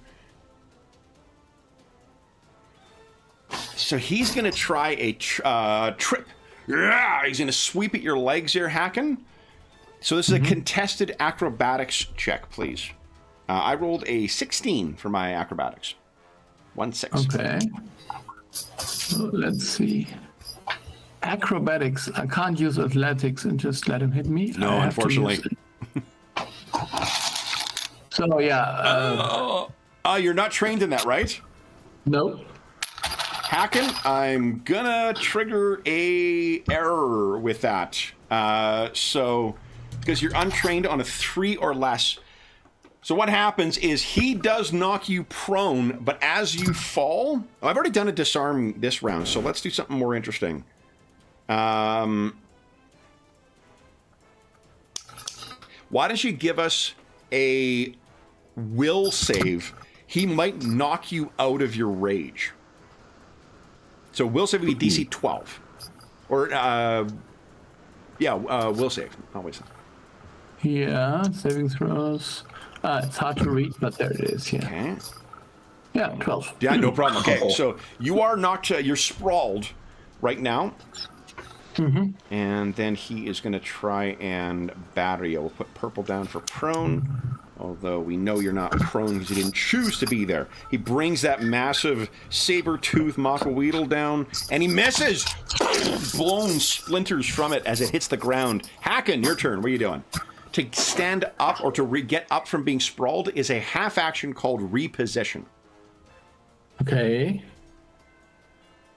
Yeah. Come on. So I will stand up, Okay, not so you're choosing repositioning. to take. Yeah, not choosing to take some vitality potion like cowards do, and yeah. It's just, nice how everyone ju- gets how to play Hacken pretty much right away. So just trying to get rid of those three things behind me. Yep. So the minions there, so I can concentrate on the real battle. awesome. And Threaten. I'm trying to again. Hell yes. Go ahead and give us an intimidate check. Ooh, I did not roll well. 9. So you've beaten 2 of them, but there is one that's still. You're not. You want I to spend can action use time? Yes, I will use an action die. So, and then let's see whether this would be. Come on. Big money, big money, big money. Ah, Ooh, no. 10. All right, so 2 of them are affected. Give us a 2d6 roll. I'll make my damage saves. No. Okay, so one of them is driven off, but it's actually the one that you've already terrified before. He still is hanging in there. The other one is going to run off into the night. At least, yeah. Yeah, you're at least whittling him down. All right, then it is the Vurmis's turn. Let's 5-foot step over here to try and flank. So we got, what are we going to do? I think...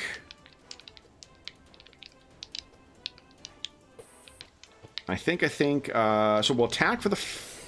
No, we're going to try and disarm you, actually. This is a contested attack roll. You get +4 to yours. So give us just roll an attack with your weapon like normal, and we'll add +4 to the result. I got an 11 and a 13.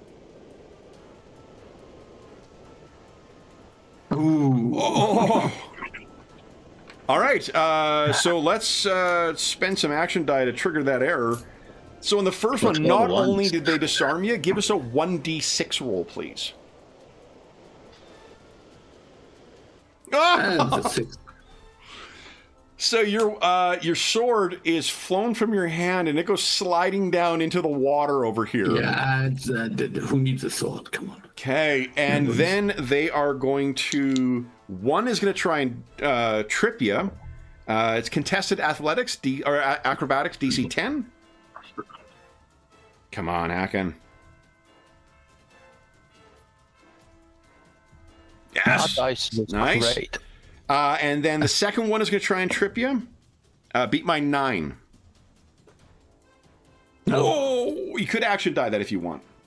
Yeah, I think I have to. Otherwise, Okay. I would Well, be... here's some good news. Everybody gets an action die. Yeah. Okay. So I can just leave it at 1. 1d4. Nice. Okay. Yeah. So then we've got some on Gwen. Let's do... Here, we'll do the first. We got 4 attacks on you, Gwen. One... is your defense is a 15, right?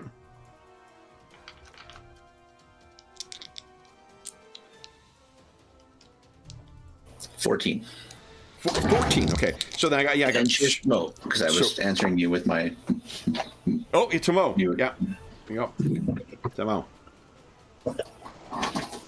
That is after damage reduction. 6 damage and 5 damage. So 11 total. I think you're actually... Blood has been drawn, Gwen. Yep. Okay. So you likewise are fatigued. So fatigue 1 and -2 strength, -2 dex. And then the second wave, 1 more hit, which does not get through your damage reduction. Then it is Zarazia. Top of the round. What are you doing? I think I've got my 3 rounds, so I'm going to trip him again. Okay. Oh, nice. So so +3, right, to your athletics? Yep. Or acrobatics check? Yep, so +3 to this roll. Fortunately, I rolled a 6, so that's a 10. So he is sprawled. And now I will do my darting. Oh shit! I should have said first. I'll do my darting. Yeah, and that's still would have. Can I do that or not? That's still yeah. That's fine. If you were intending on doing that, even with a modifier, that still is a +1, which is enough to succeed here. So. Yeah, sorry, my bad. No problem. I will now stab with 2 -2s. I think you get 3 -2s because you get that free attack against flat-footed foes, right? Because you're in your stance right now. That's only on the first round, I think. It's only half damage as well. Fencing basics. It puts me into my No, those are stance. separate. Once per round. Because remember, okay. the stance is what comes after the stance thing. So your abilities for like each time an opponent adjacent to you misses. Once per round, a free attack. Okay, so a free attack with half. 3 attacks. So let's do the full damage ones first. Okay. -2 to this. Oh, Can I keep? There we are. Just keep. okay. Excuse my French. Yeah. Oh my goodness. Can I roll more ones? I'm just trying to decide if I want to trigger that.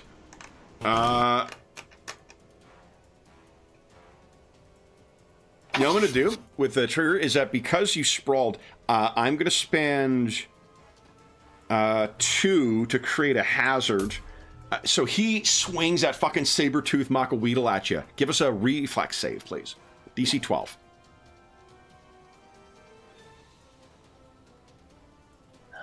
Turns out he's very dangerous to sit next to. Well, reflex save. Nice. All right, so you're able to avoid the swinging thing. You still have 2 more attacks.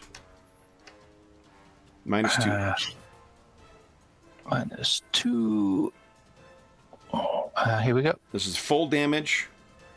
8 with him sprawled. That makes him flat-footed. So he loses his dex and dodge bonus to defense. That would only be a 6, right? So. You would need 11. Oh, right, it's a 6. Yeah, so you need 11. You're 5 off. You want to action point that? Nah. Okay. You have 1 more attack that will do half damage. A half damage. Here's the crit. Yeah, Come on. No, I missed again. Yeah. Oh, All right. come on. Then it is Gwen's turn. What are you doing, Gwen? Gwen is going to smack this guy right here.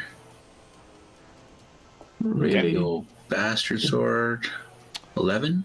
No, that's 8. 8. That's not 8 is going to be a good. mess. You could spend an action die, and remember when you spend 1, you get +2 because of your soldier. That's a hit. Go ahead and roll damage. I might have survived. I did not survive. 15. Yeah. One of them is off of you. And she will swing at another one. Okay. This one right here. You got it. Yep, solid hit. Ooh, that's one. Failed my damage save. 2 down. You could take a 5-foot step if you'd like. Oh, look Yep. at that, way ahead of me. All right. Like, I gotta get to the big fight. I gotta start moving now. Chief Bone Gnaw is going to reposition to get himself back up. And... Oh. I mean, Hacken is the scarier one, so he's going to try... he wants to get away from Zarazia, but he wants to keep fighting Hacken. I can't do this because it takes a full action. So... Hacken, he is going to... I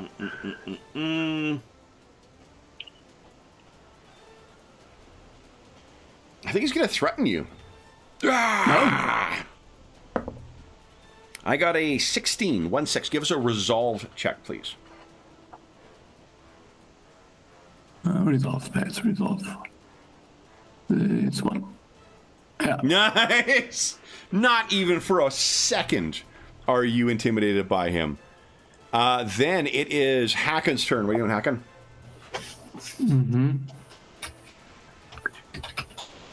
Yeah, I don't have my Battle Blaze Claymore anymore, which is a little bit. Could fight unarmed, or you could take a half action to draw your... Which other weapon you have? Yeah, I have a throwing spear, but this is maybe for throwing, but... I thought he had a knife.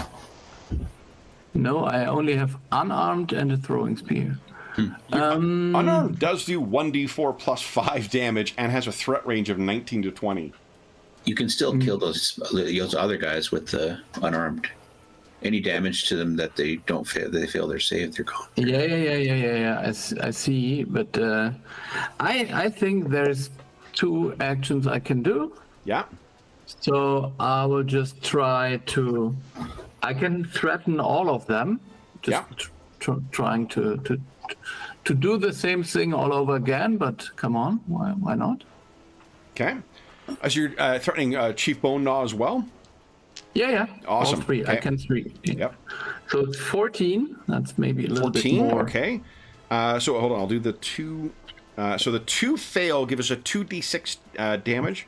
I'll make my damage saves and see if they run. 1 and 5. So the one guy is still up there, but I rolled a nat 20 for him. This guy just will not run. The other guy, you've broken him. And then for Chief Bone Gnaw, let's see, make his resolve check. I got an 18, so he actually took... Yeah! You guys are locked eye to eye, threatening one another. Yeah! You still have 1 more half action. Yeah, so then I will attack him with my bare hands because, come on, why not? Nice. Fucking do it. Here we go. So that's...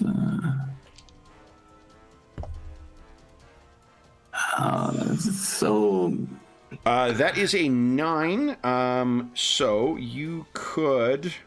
you need 2 more to make that a hit. You want to spend an action die? Yeah, I only have 1 left, so that's why not. Okay. Yeah, come on. Go. This makes no sense, but come on, I'll do it anyway. Oh. God damn. You know what? Don't keep that action die. I forgot that you flanked him. That's a hit. Yeah. Oh, that's good. Yeah, flanked is a condition that is grants... Flank gives +2 to attack checks against them. So you didn't need to spend that. You still got your action die. That's a hit. Go ahead and roll damage. Yeah, okay, so... That's 8. That's not Look at that. So you managed to get past that Sabertooth and Mako-Weedle, smash him in the face. All right, then it is the Vormis's turn. This guy is gonna... Boy, this one is just like the... You know, I need 1 more action die in order to... Oh, no, I've got 4. I could promote that guy to being a standard character, because he does seem pretty tough. I'm not gonna. He is going to shift over here, though, and try and get those flanks in. All right, so 1 is a hit. Hacken, you take... so after DR, you take 3 more damage. Yeah. And then Chief Bone Gnaw is... No, he's not on this turn, I think. Oh, no, of course, I'm cheating. That's right. I so often put the monsters on the same turn that I'm fucking cheating. All right, so here we go. I got 2 attacks on Gwen with this guy. Gwen, I rolled a nat 1. You want to spend an action die and trigger a crit? Or an arrow? Hell yeah. Okay. So is that one that you scared before? You finally have taken him down. And then the other one, I have 1 attack, is a miss. Zarazia, you're up. What are you doing? Zarazia will darting stabby. Okay.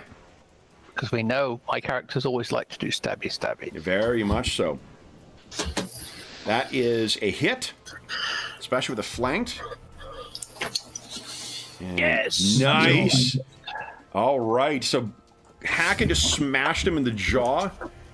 Yeah, and you're breaking down his defenses. Second attack. That is a hit. Yes. And roll damage.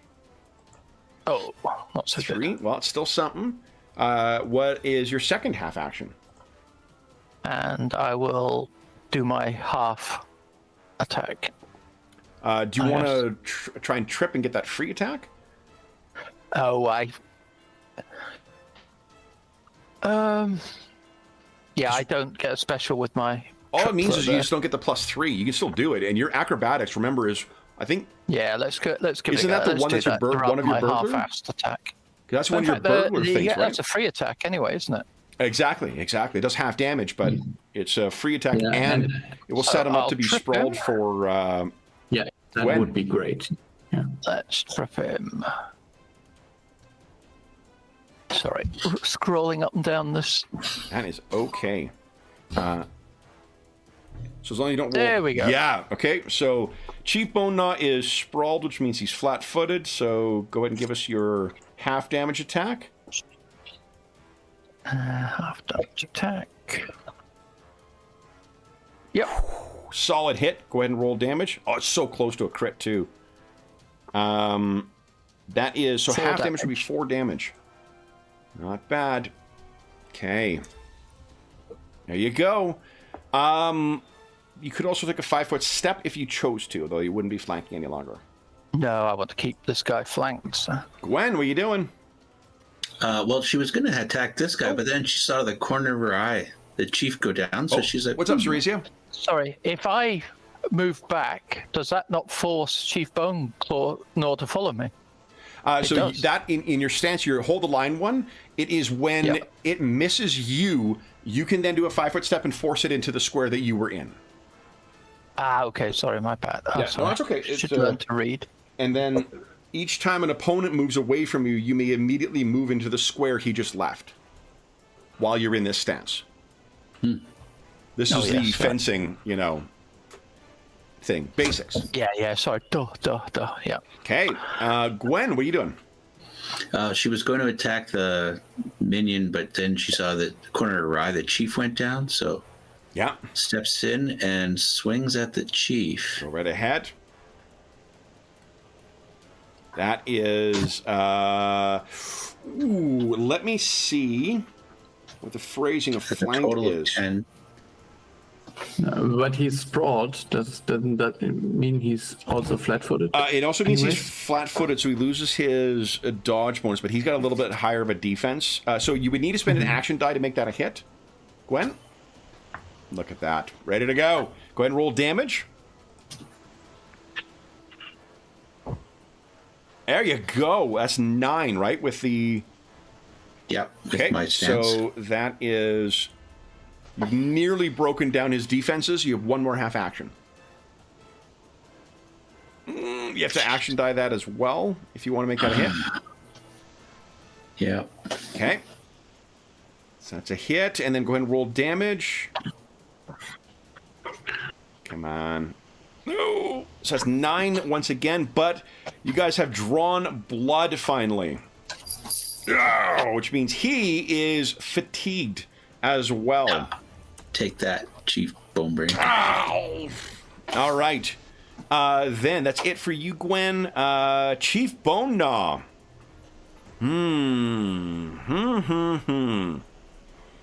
So we're in a standard scene right now, so I can't spend action die to try and heal bad guys. I would have to be in a dramatic scene, and it would cost me 2 action die to make this a dramatic scene. But then Zerazia would also get +1 to hit because she's heroic. So let's do that.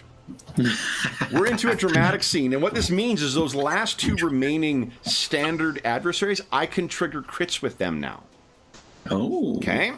So, Kev, is that because we're 4 minutes off from getting more action die? You're darn tootin' it is. All right, so then Chief Bone Gnaw, I'm going to spend 1 action die to try and heal him. Let's see how much he's going to get back. For a second, a 1. Those 1s are really going around. Guys, I really do enjoy playing with you, but I don't want to use your dice for rolling tonight, if that's okay. Well, Jeff said to take over his spot. So. Exactly. All right, so that is that, and then I got another one. So he needs to spend one action to reposition to get himself up, and he is going to direct his ire against that fucking little one that was darting at him with that needle. I think. Oh, you know what he's going to do? He is going to try and tire. No, he's going to try and hit you. What am I talking about? I was going to do something fancy here, Zarazia, but let's just. Take it a 9 doesn't hit you? 9 doesn't hit me. All right, so he brings that massive saber-toothed MacLeod down, and you just easily, deftly move out of the way, which means you could do a 5-foot step and reposition him if you'd like. Yeah, let's get him away from... Let's do this, and then he comes down between and he's flanked again. Hell yeah. All right. So he swings at you. You manage to catch the edge of the MacLeod, lean him forward. He staggers forward as you deftly reposition yourself. Hacken, what are you doing? Hacken a bit of room. Yeah, I think now it's actually time to spend a half action to drink this vitality potion because Hold on, let's just check the transcript. What was it that Hacken said about people who use vitality potions? Yeah, it was for Zarazia just pauses for a second and says, "Who's the girl?"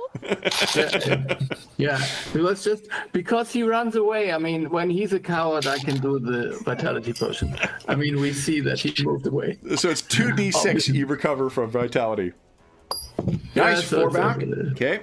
At least 4, yeah. Okay. And then, So guys, why doesn't everyone take another action die? He'll be dead in a moment. You could have saved your potion. Okay. yeah, then, but the one there's one above me, and I want to get rid of him. Okay. Oh yeah, I could You already. one more I'm half busy. action. Yeah, I would just using my bare hands again, just attacking the one above me. Go right ahead. Come on. So let's see whether this works. So That's a 16? solid hit. Go ahead, roll damage. I'm currently rolling into 15 damage save. Okay. Let's see what I'll roll. Okay. How does he die, Hacken?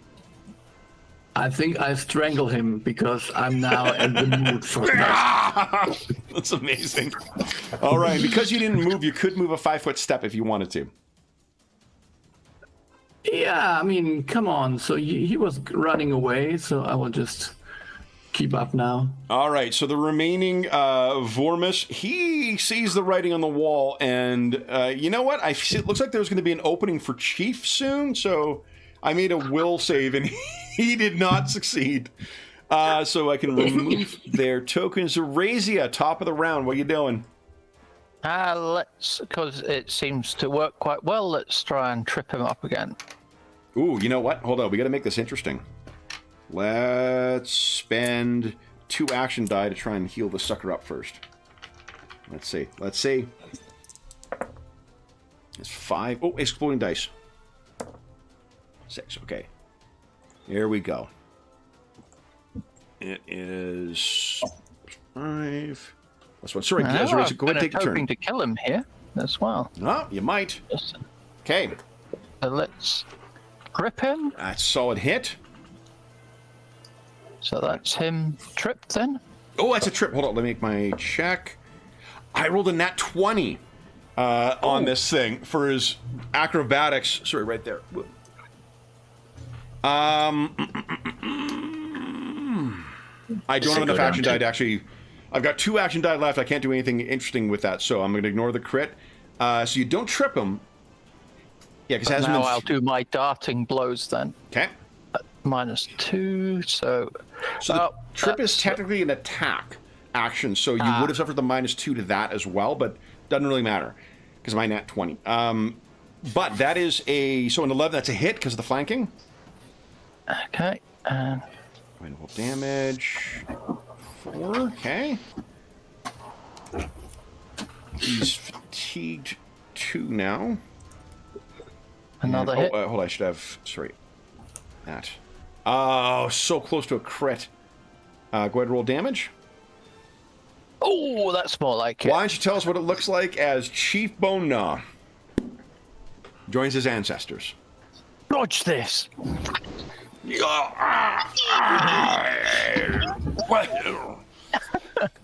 And that is the last of the Vormis down, guys. And that brings us to the end of our combat. So, we're going to take our mid-session break really late right now. I mean, we started quite late anyway.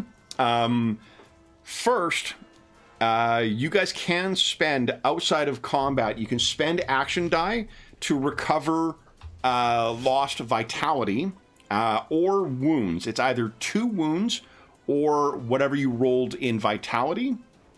You can also administer first aid to try and restore your vitality. It's a DC 15 medicine. You can be the recipient of 1 treat roll per day, but our day is ending here anyway, so if anyone is trained in medicine, that is an option as well. Right. So, anyone trained in medicine? No, I'm not. Nope. No. Okay. Then you can spend that, and then I think, hold up, I can't remember what you get back with a night's sleep. I think it's, the vitality actually comes back like every hour. You get a number equal to your level, I believe, your career level. Here we go. Natural healing. Vitality is 1 vitality per career level per hour of rest. So you will get 8 back by tomorrow morning. If you want to spend any action die, you can do that as well. What's the action die spend? What are you rolling? 1d. So if you spend it, if you've got wound, you spend it and you choose to either gain 2 wounds or whatever the roll is in vitality. Okay. I'll do that. So I'll Whatever get my 1 wound back. Okay. Whatever the roll is in vitality? In vitality, yeah, and it can explode. Oh, so like 1d4? Correct. Yeah, 1d4 exclamation mark. 3 back for Gwen. Nice. Hacken, do you want to spend any action die, or are you going to just get the 8 back overnight? Yeah, I'm just thinking that I have this unyielding thing, which allows me to spend an action die to get 2 wounds back, and also the vitality result of the die. So both of them in 1 die. Let's see. Well, that one's good. Unyielding. Yeah. Yeah, it's pretty awesome. Either or. Yeah, so you So want I to... get. You get both, Yeah. the benefit of both, yeah. The martial artist class is fucking cool. It's out of the Adventure Companion. For those Yeah, listening home. I think I would. Yeah. So I don't know if I spend both of them, that would be a little bit too much. But I think I can spend 1 at least, and then. So roll. you can spend them 1 at a time outside of combat. It's refresh is a full round action that you take in combat, and you can't be attacked during that time. And then at the end of it, you spend. So that's when you have to make the decision. Otherwise, you're free to take spend them on a 1-for-1 basis outside of combat. You still get the benefit of the unyielding, though. Yeah. Okay. So then I'll just use 1 and see what comes up. Exclamation mark. Come on. 2. Okay, so you get 2 wounds and 2 vitality back. So I can do it again? Yeah. Basically what you're saying? Yeah. Absolutely. Okay, I'll do that. So and then I can rest as well. So it would get me back to 14. 14 yeah. exactly Okay. tomorrow morning. Yeah, I'll be at 13 after. Okay. So before we take our mid-session break, Gwen, you knew this was coming. So what do you say to your fellows, with your ambush having been successfully sprung here? She's like, and that's how we do it in the north. Cleaning your blades. Oh, Hacken, you're going to have to go for a dip to recover your blade. Too. Yeah. I will have to. And wash some of the blood off, maybe. Yes. That's Awesome. So let's take our mid-session break now, guys, and then we'll come back and we'll see what our what awaits our heroes at Stonehell. And you can go ahead and give yourself your 8 vitality back. So as a raise, you'll be back up to full. Also, everyone can remove all of the conditions. You guys will have enough time. Normally it's 1 per scene, but with a full 8-hour rest, I'm going to let you clear all of your conditions. So those -2s to strength and dex? Exactly, yeah. And if under, next to subdual and stress damage, if you have anything marked for shaken or fatigued, you can clear those. That's a drop-down menu with 4 levels in each of those. Okay. I think each of you, you weren't fatigued, I don't think, Gwen. Oh, wait, you took wound damage, didn't you? Yeah, I was fatigued one. Yeah, okay, so everyone's got that. All right. I'm just going to double check that. Right. Natural healing. Conditions, here we go. Fatigued. Oh yeah, each full hour of sleep gets rid of 1 fatigue level. And... oh, shaken stays, though. It's each scene. That's cool. Okay. We're getting some cheers in the chat. Nice! Congratulations. Hey, George is in there. He's passing through Ingolf's neck of the woods, apparently. Wayne, Yeah, George? that's interesting. Yeah. Too late. Oh, yeah, so Cape, for the pronunciation of... in English language speaking countries, is most often called Thule. There's like the company that makes the roof racks calls themselves Thule. In German, I think it's Thule. Is that right? And I just fell into calling it Thule for the setting. So you can pick from any of those for whatever you feel is the correct pronunciation. But I think the German use of it, which is where Thule comes from, is Thule. But anyway, we'll be back in 5 minutes after our break. I think it's Latin or Greek. But Well, the Greek word for it is Hyperborea. I think the Germans are the one who started calling it Thule. okay. Might be. Yeah.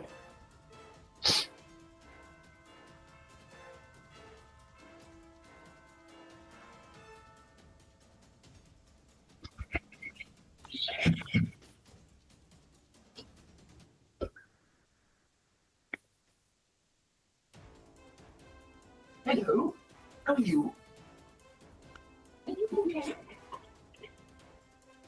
You don't. Yes. I don't need more breakfast, just a bit.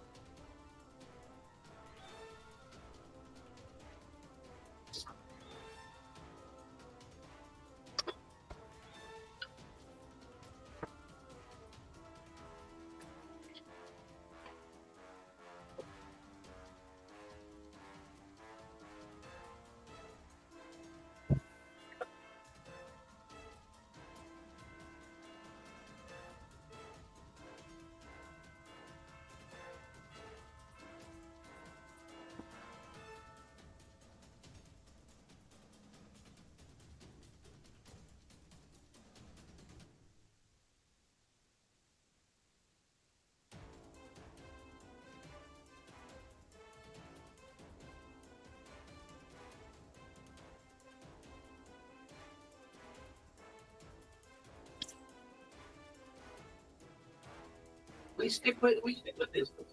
No?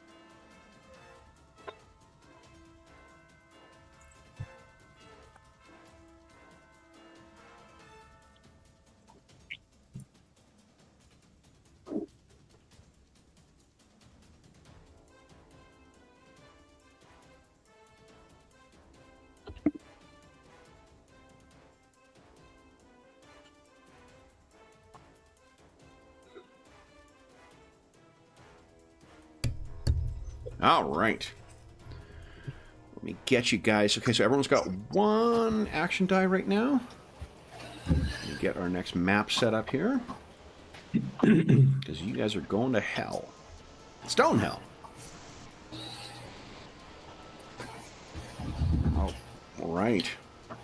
So, you see what your friends were all hyping about, Ingolf? I don't know what you're meaning. No, it was your friend. I think you said your friend, one of your buddies was. Oh yeah, the fancy craft one. Yeah. A big. I see. Yeah. Okay. Let's see.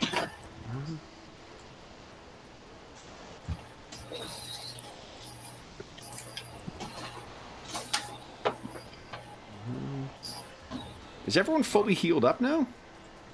No, not fully. Why is that Pretty close. One, enter.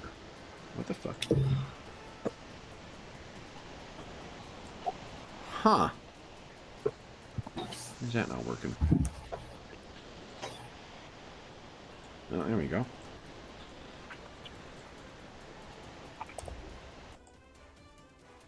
Oof, my tokens are not cooperating. Let me do this. And do this once again. Alright, let's see. You gonna work now? Huh? Oh, you know what we'll do also? Guys, treasure! You need to roll for treasure!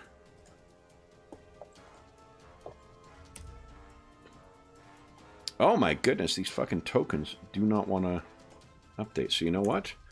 Off to the fuck off bin with you, my friends. Let's grab your tokens from here and bring them in. Let's see. First, we'll roll for treasure.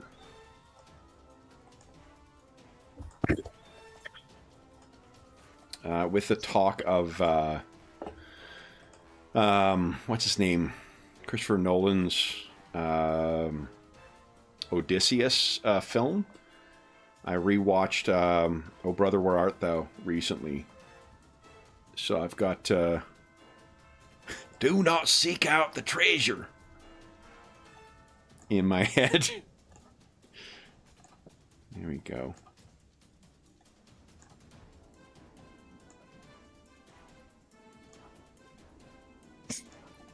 Okay, here we go. There we go. With the correct numbers. Look at that. But first, treasure. All right. These things have... Oh, here we go. All right. This is the first treasure. Forgive me. Treasure. That we have awarded in any of our Fantasy Craft games. So... we get to add... Where is it here? Traps? No, I won't do that yet. Random encounters, not that. Where is it? Oh, here we go. Treasure. Our treasure roll is... They outnumbered you...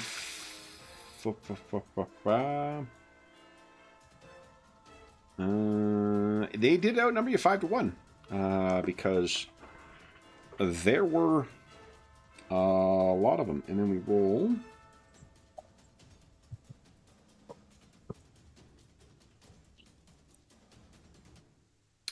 All right, Zorazia, would you give us a 1d20 roll, please?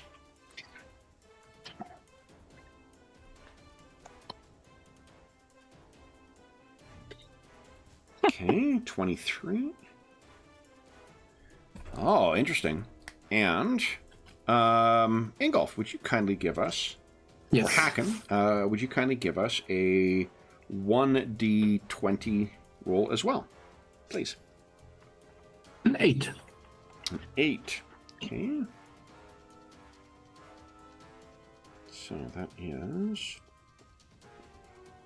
Ooh. All right. So you gained... Oh, let's take a... Death and Axes is starting to cause me a little bit of anxiety here. All right.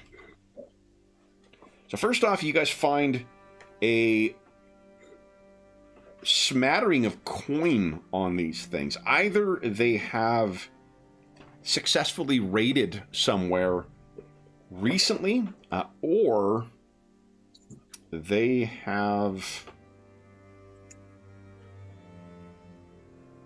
come...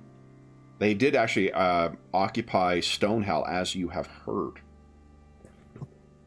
So you came into encounter with Vormis here. There may be more Vormis waiting for you there. The total is... Let's see here. 6 times... Whoa, guys. That is... Coin and lifestyle. Hell yeah. So this is how much coin you're going to get. 228 silver pieces between the lot of them. And then... Dave, would you or Gwen, would you give us a 1d20 roll, please? Nice. 76 silver pieces each. 9. Whoa. Would you give us a D4 roll, please?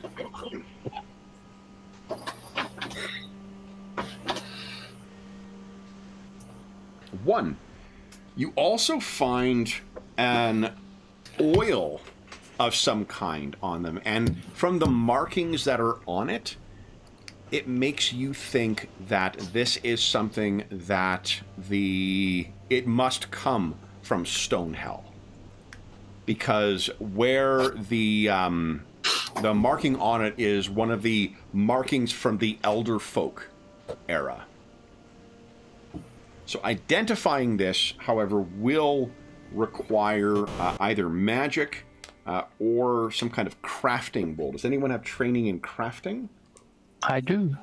Nice, Razia.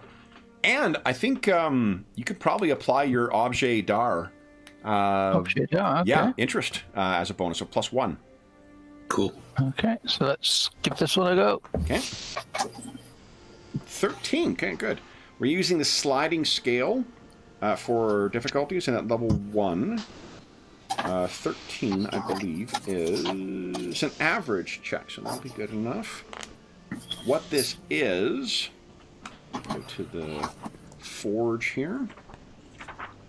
You recognize, I think, maybe the odor on this, and this is... Okay.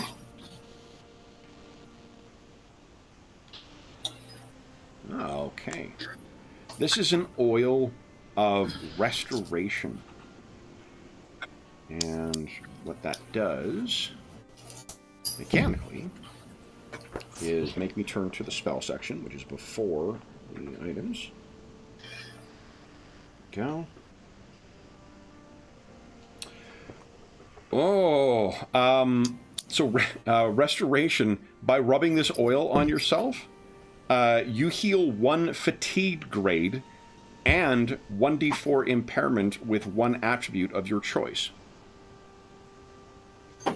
Oh, so if we were in a fight and things are going badly, it's like, oh, I need to...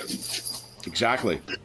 Yep, you can quickly apply that, you can drop your fatigue level back down. So you got an oil of restoration is what you recovered there. Cool. Now, who wants to carry the oil of restoration? yeah, good question. Hey, did I bring... Well, I think, I should just, look after it because, it's an objet d'art and the bottle is beautifully crafted. It's yeah. You can keep it without making stuff up. You can also be... What would be the fun in that? You're also very, very mobile in battle, so if somebody's really badly wounded, you could help them out. I could get across to them, yeah. Because Hakon is looking after the vitality and healing potions because it would be cowardly not to actually use them. Yeah, yeah. I've I can go to him and pick the... Oh, no, I can't, can you? Because you used it. Yeah. Yeah. Okay. I've heard that while I was battling 4 or 5 of them at once. Only? Yes, only, yeah. What were you doing, by the way, down there? Fighting an equal number. Well, if you hadn't we were raged, there you would have... kicking the ass of the one that beat you up. You were kicking the ass of the one that beat me up. Okay, yeah. At some point you did, yeah. If you hadn't been snarling and biting yourself, you might have noticed that I had a 7 or 8 behind me, but that's okay. Yeah. Okay. Honestly, I couldn't see them. They were behind the walls, but maybe there was, tens or even more of them, I think. All right, so what you guys find as you were going along, let me grab your tokens here, and then I'll shift ping you. There we go, Tales from Thule. Following this river along the following day, you will see that this is sort of the approach to Stonehelm. Let me move this down a scooch. Put you in there. Put you down there. Boy. And I'll bring you guys over here. So, let me shift ping you. This is what you can picture you're going along. It's these granite kind of mountains. As you carry on, you know that Stonehelm is basically in a box canyon.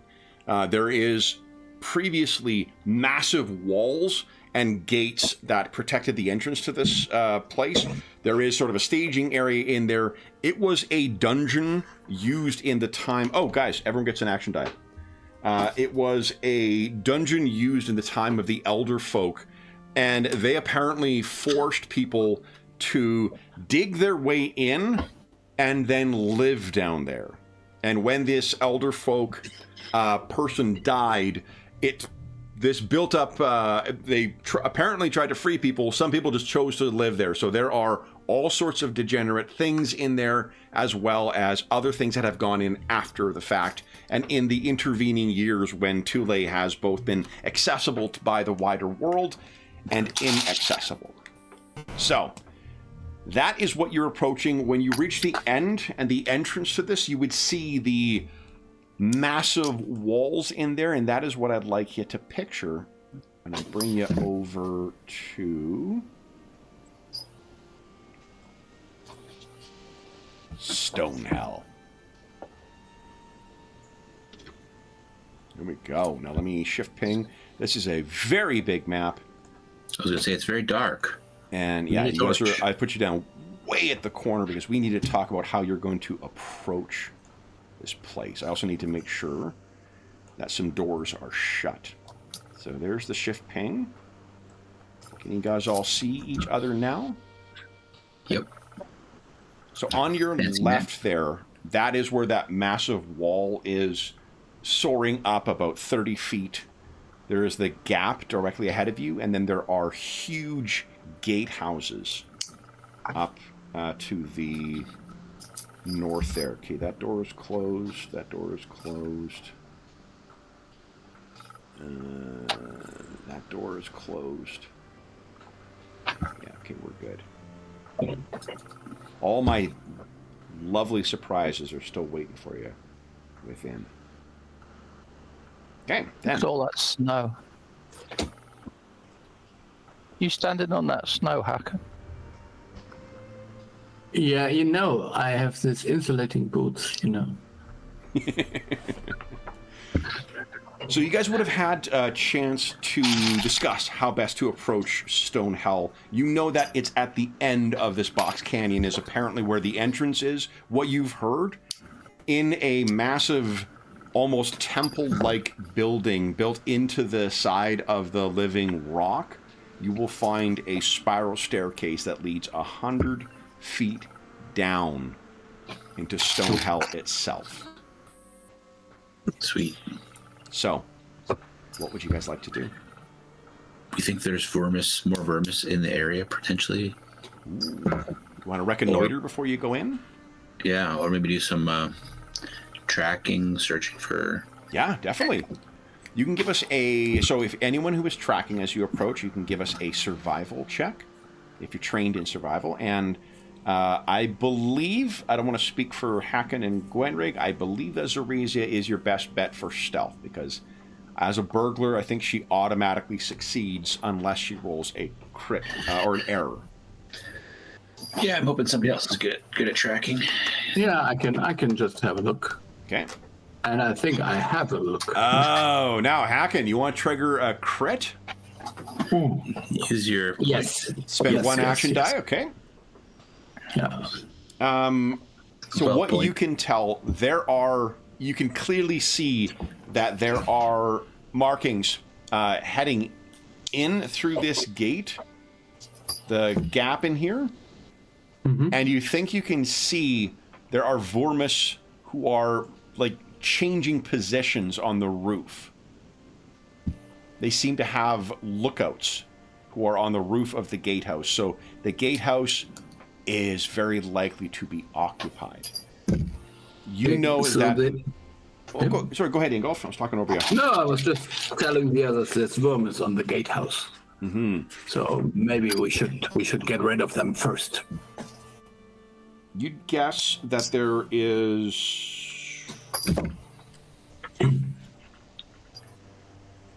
likely to be... Oh, here we go.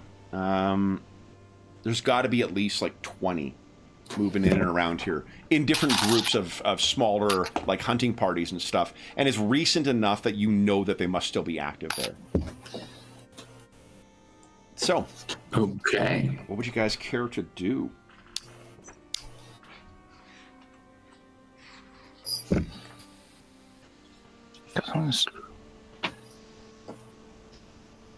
Do you want me to go find out what's Yeah, so you want closer to and find out? sneak ahead and see what you can learn of actual placement and numbers? Yep, let's do that then. Okay. So then, We're not, like, give us noisy, but... no problem. So you want to move yourself in there, Seracia? Just move maybe your... I think is your move a 30 or a 40? I think Hacken's is 40. 30. 30, okay. I'm almost slow as a 6 dwarf. squares. Whoops. I'm moving into the black, right? You can move in through the opening there if you like. Oh, okay. 2, 3, 4, 5, 6. Yep. Okay. So what you can see ahead of you there are the ruined kind of leftovers of some buildings that were no doubt part of the guard complexes on the surface when this place was active, long since abandoned. You can even see right here the walls collapsed. And having them pointed out to you, you can fall while in the mud and the debris in here, the tracks aren't quite as fresh. You can quite clearly see ones moving in this direction. Around the side of the gatehouse. So I guess I will go and keep going. Sure.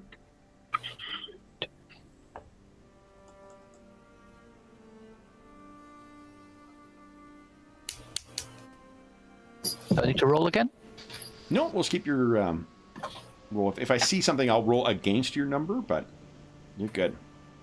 Okay. Now, what do you see? Let me just... Yeah, if you zoom out to about 60%, that'll give you a good overview.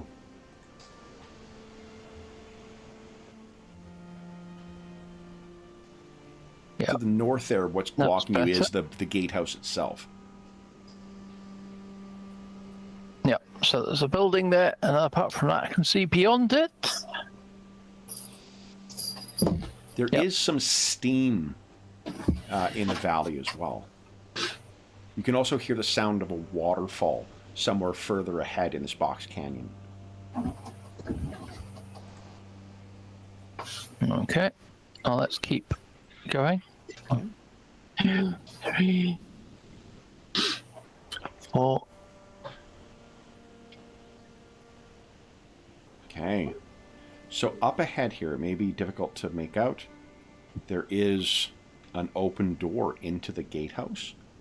And you can see right over here is where the gatehouse ends. So the massive structure itself is here, and then there is the gate itself, or the portal through there. And you can hear within the sounds of some things grunting and communicating to each other.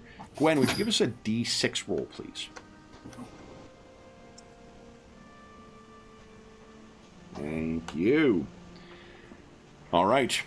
How many are there? Oh, Gwen likes lots of adversaries. Wayne does enjoy a lot of adversaries, so let's not disappoint him. Let's see. So what you can hear is, in fact, your arrival is timed almost perfectly with something moving out from within. And just give them their bar here.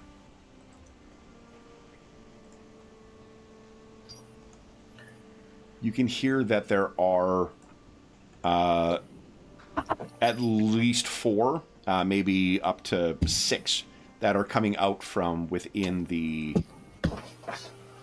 room. You've got time to do Okay, something. I'll scamper back down here then, Okay. and I'll wave up the other guys. Okay. Be like a... All right. So let me just move these guys forward. Guys, why don't we... Can they see you? Do you have line of sight to them? Nope. Okay, so let's do this.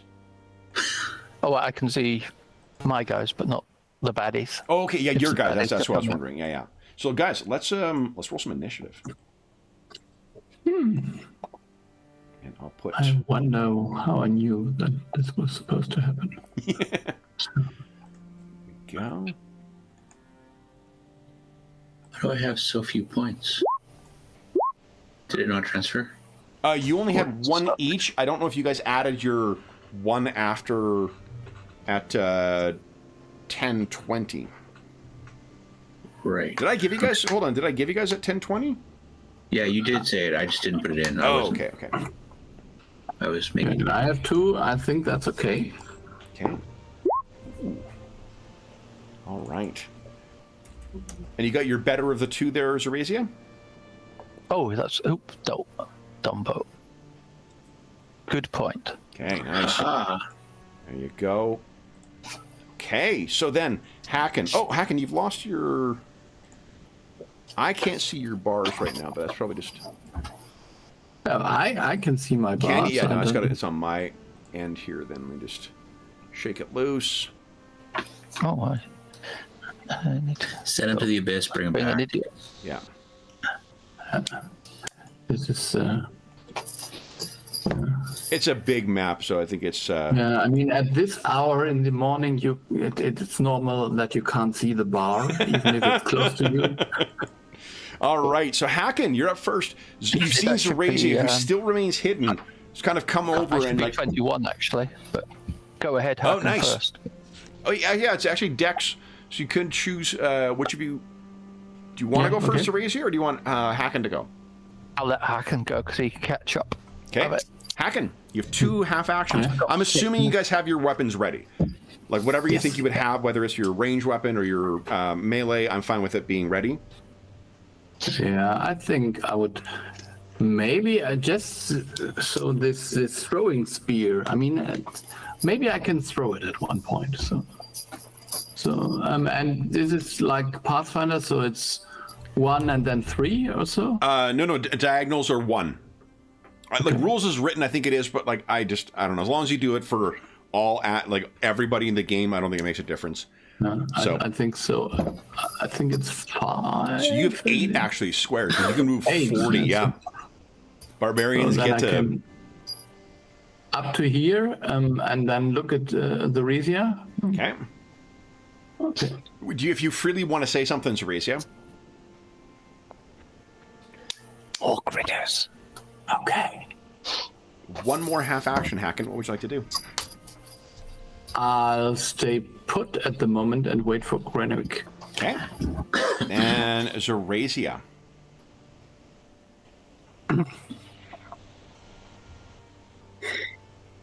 I will hold my action. Hold, delay Ready in the action whole or delaying? delay. Delay. You got it. Gwen.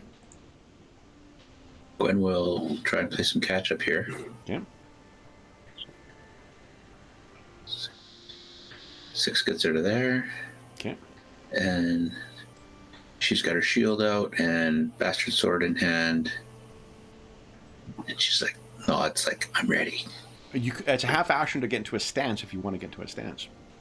Sure. She'll go into spirit stance. Okay. Martial Spirit. You got it. All right. So then the Vurbis will begin sort of ambling out. They are totally unaware. 3, 6. They're making their way along. I'm going to stagger them out because they are moving in a lackadaisical manner. I do have line of sight to a certain barbarian at this point, so let me just make sure I don't roll an error for these guys. I do not. They kind of look up and see Gwen is making her way down and getting her shield out, her sword ready. I don't know if they actually have line of sight to Hacken because he's at the wall. It's just Gwen they see, and they kind of and begin getting their shit ready. Hacken, you're up next. What are you doing? I think now it's of no use to. Is it me now? Because I was holding Oh, because it. yeah, that's right. I'm sorry. Yes, you were delaying. So yeah, what are you doing, Razor? So I will 1, 2, 3, 4, 5, They and are then I'll do a flat-footed against you. By the by, double stabby. got it.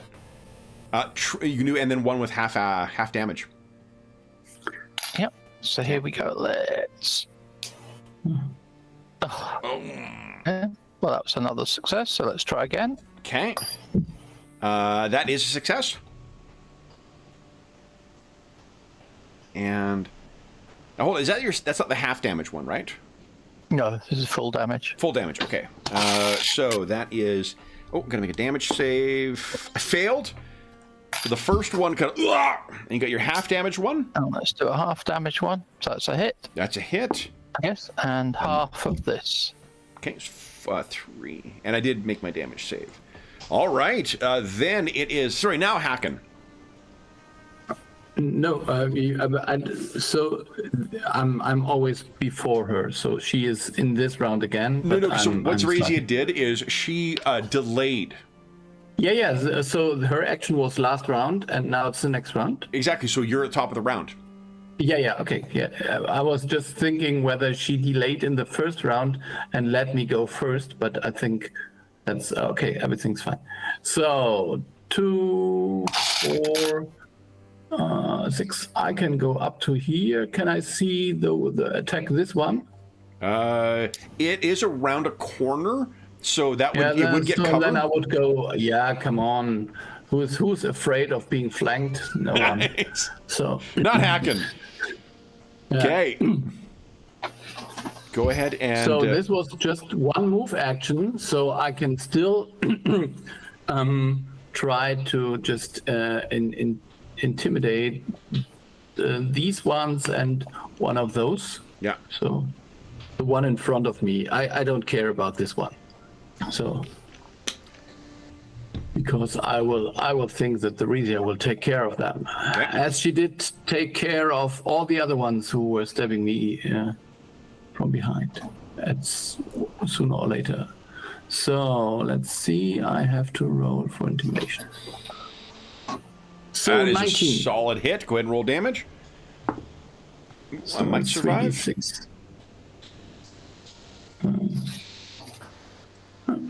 4, 5, 4. Oh, sorry. This is you were rolling intimidate, right? Yes. Oh, yes. sorry. So you're threatening them. Let me roll my resolve first. I guess a 19 I failed all resolves, so then it's damage saves for 3 of them. Failed. Oh, 1 you could kill outright if you want to, because the other ones are going to run, but they might run in theory somewhere else in this complex. Yeah, come on. Let's just So he one will is die dead. of terror. I mean, that is. And then the Yeah. other 2. So 1 does take damage and remains. Yeah. So, seven. yeah.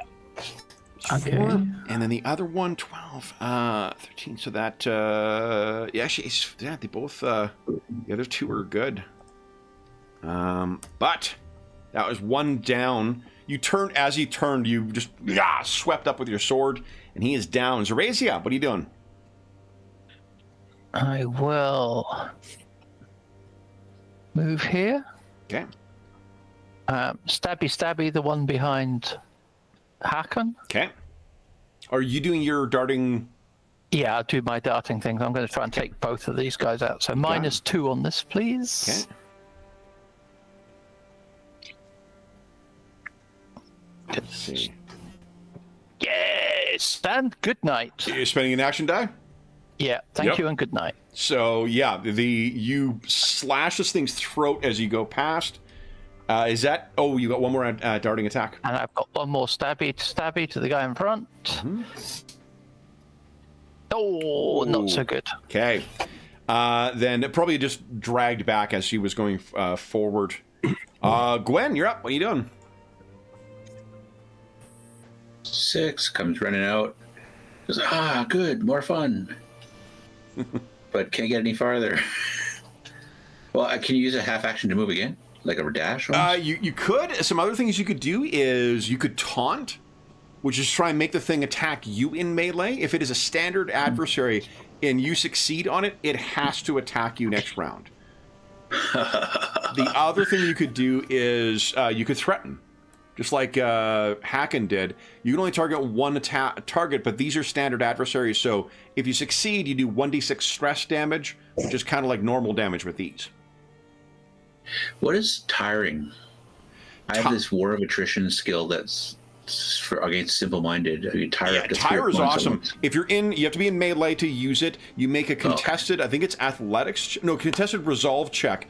Basically, you're fucking like just bumping someone. You do subdual damage, and when someone takes subdual damage, they then make a fortitude save against 10 plus half the subdual damage they've taken. On a fail, they become fatigued. Oh, cool. Yeah. Okay. Yeah, I'm going to threaten the furthest one. Okay. If I can do it. Do you have from line that of range, sight I don't too? know. You must have line of sight if you're pinging him. So, yeah, you're good to like go. 30 feet. Yep, go ahead. Give us Is that an intimidate check. Ooh, I did roll 16, but you roll 17. 1d6 damage. And yeah, that's going to be more than sufficient. All right, so this guy has take a 10. He was ready to still fight Hakon, and then he saw that oh shit, there's more with him. As you come running down, so he drops his weapon and flees. I was taunting him to come fight me. Oh, you were taunting him. I'm sorry. Yeah. So taunting Did I isn't. do I can't remember. different role? Does it say on the cheat sheet if it is intimidate for taunt? And taunt is sense motive versus sense motive. Okay. But only in our opponents in close quarters. So Which is 30 feet. Okay. Yeah. Yeah. So do a So sense yeah, motive. so just go ahead. And, well, you rolled a 15. What is your bonus with sense motive? +3. Oh, it's even. But yeah, so you definitely. So yeah, he doesn't take. Forgive me. He doesn't take the damage. But he is definitely going to try and push in on you. Okay, so then. Because she's like, don't let them escape. They'll bring more. Awesome. Okay, on their turn. Oh boy. So the one in front there that's facing Zerasia, he's going to try and bull rush you as his full round action. So he's trying to push you back to clear some space for his ally. This is a contested athletics check. Okay. Okay, I got a 13. Scrolling. Athletics. Yep. See me scrolling. The A10. Nice. He cannot get you past you. Then I guess the other guy is going to slam into Hacken and try and bull rush. So Hacken, give us an athletics check, please. Oh, make sure your attributes are set back to normal as well. No adjustments. Okay. Yeah, I did this. I got a total of 14. Oh. You could spend an action die if you like. Yeah, I still have one, I suppose. Ah, come on. Yeah, why not? Okay. You know, it always seems so wimpy if you move out of the way. Come on. So 1d4 exclamation mark. You need a 3. Yeah, so 50% chance. Come on. Oh! So 6. So both of you hold the line, which means this guy is going to... He can't throw his spear because it has to be in melee. So he's screaming futilely, trying to get out at Gwen. Just to... Oh, you know what he's going to do? Hold on. He's actually going to try and move around. So that was 1, 2, then 3, 4, 5, 6. And then 2, 3, 4, 6. They're trying to run around.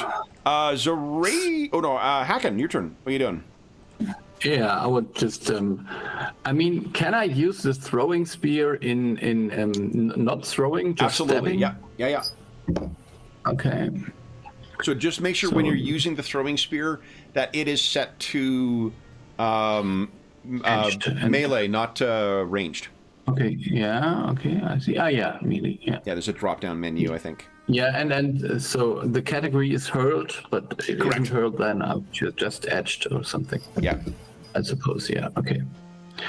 Okay. So let's attack then. I think I will just stab the one in front of me. Okay.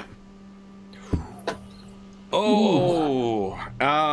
So two things are going to happen. Oh no, I'm not. I'm not going to do this to my advantage. We're going to get action die, which I forgot to do. It's 1040. I don't have enough to do anything really interesting with it, so we're going to let that error go. You have a second half action. First, everyone gets an action die. Yeah, so just loves throwing away these weapons, doesn't he? It's just like yeah. Because I'm better with my bare hands. No, I would try to stab him again. So is the second attack somehow penalty or something? No, not at all. Nope, just 2 half actions. That one's a hit. Go ahead and roll damage. Check dice. That's 9. Failed. Okay. Oh, he already took damage before? Yeah, that is enough. Yeah! You bear him to the ground in spite of the first miss. You did not move. You could 5-foot step if you'd like. Zerasia, I think what are you doing? Should go here. So yeah, low-tech gun jams, exactly. At least you're not having to empty the clip in this one. Zerasia, what would you like to do? Stabby 2 with my -2. So Got it. Yep, solid hit. I made my damage save, I'm pretty sure. Go ahead and roll damage. So 6 points of damage, but we'll record it. Yeah. Second one. And missed. Okay. Okay, you have one more half action. Well, You can attack again if you like. You just got a minus 2 to it. I'll trip him. Trip him? Okay, so you get +3 to this. Contested athletics. You want to kill him with an action die? I rolled a nat 1. Oh yes, why not? Okay. I'll trip him and he breaks his neck. Yeah, on a bit of ruined wall. All right. Then you could take a 5-foot step as well. Gwen, what are you doing?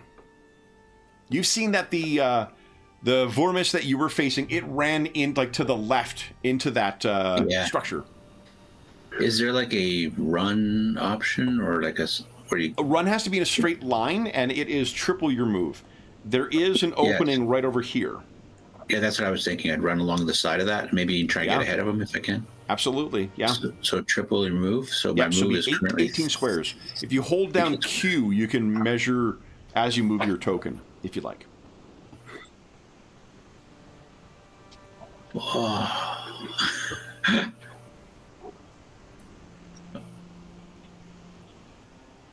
90? Yeah, you can move 90 feet. Yeah. Incredible. Just Okay. breaks into a sprint. Oh god, your token is very slowly moving across the screen for me right now. Oh, yeah. For me, it's I already there. I'm just like, let's go, guys. Keep going. Keep the fight going. I'm just going to refresh the page. Yeah.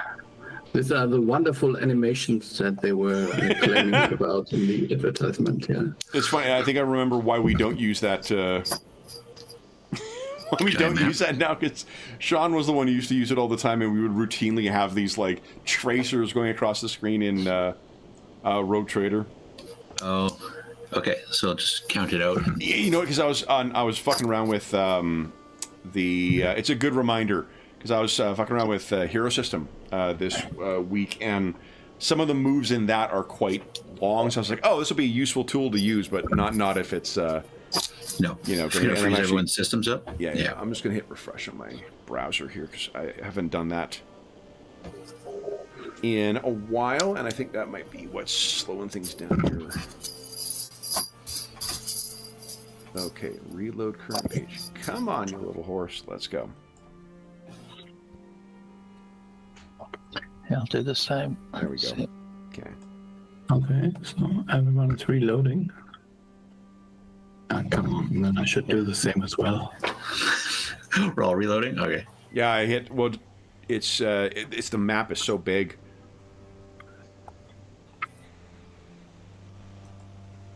And I actually hit reload, and this is not reloading too. Just give me a sec. Oh, here we go. Here we go.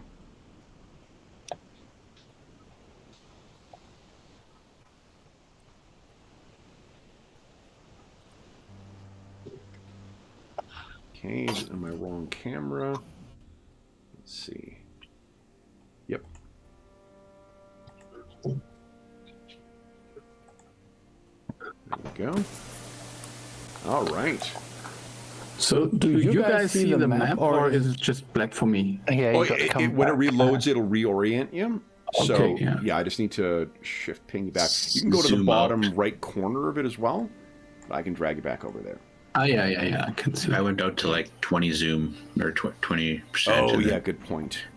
and then just Yeah. I found myself again. Yeah. And then we have to mute again. It's an existential session for you.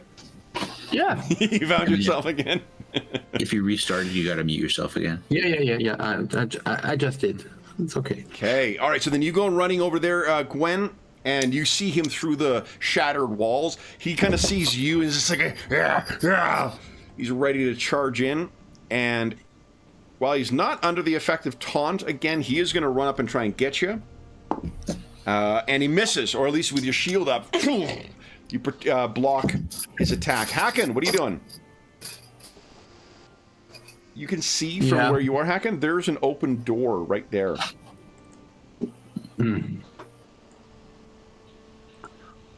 Leading into the gatehouse. Yeah, I think Gwenrick can hold herself against one, I think. So let's move forward. Okay, where you going? Oop, one south. If you want to look down there. The other south. Oh yeah. So there You moved is right past the door. There you go. Yeah.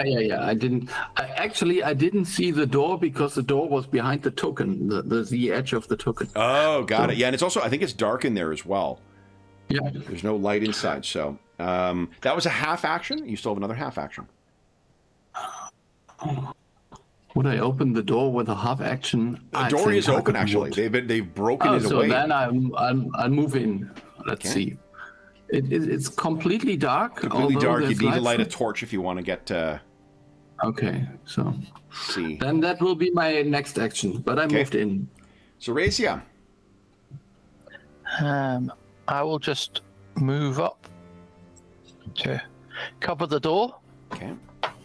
And make sure nothing sneaks up behind us. Okay, so let me see where you got. Looks like lightning bolt formation. Exactly, love it. Okay, so you see where there's that little stump, like right at the edge, right here. It's a curious thing. So Razia, there is a rabbit perched on it. That it seems to be looking directly at you. Gwen, what are you doing? Smacky. Go. Solid hit. Go ahead and roll damage. What does it look like as this one dies? She maxes out the damage too. I think it's like, I'll swing at her, and she looks over there. I'm like, they don't. Oh, never mind. And just clubs him over the head or something. Another Vormis down and dead. Can I take my other half action to loot it? Yeah. There would be an inconsequential amount of loot on this one. Yeah, that's fine. Then she'll. If there's nothing to loot, then. That's because what's to the south of you there? This? Yeah. Looks like another doorway, maybe? It does. It looks like an entrance. Why don't you give us a knowledge check here, Gwen? See what you know about the structure in Stonehell. See if you've got any interest that would apply here. Your studies? 21. That's fucking awesome. So you know that some of the guards were alleged to have built tombs into the walls of the canyon leading into Stonehell. Tombs? Oh, and you've heard that some of these tombs have treasures in them. Treasures, even. Oh, I'm right back in the barrel maze.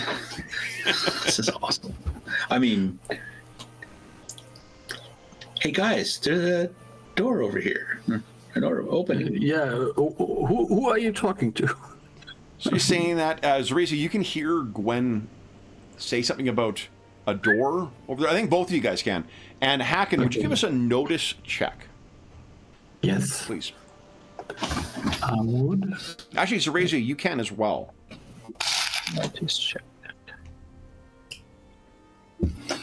It's hard to read, but I think that's notice. That is notice, yeah. Okay. Giving my notice.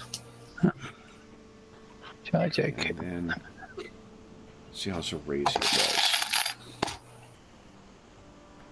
Why can't I find notice? Notice, here it is. Here's hiding. So Zarisia, you can hear that. Let's see here.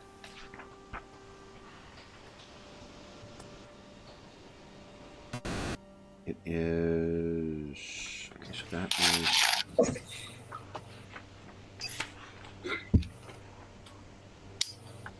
Here we go.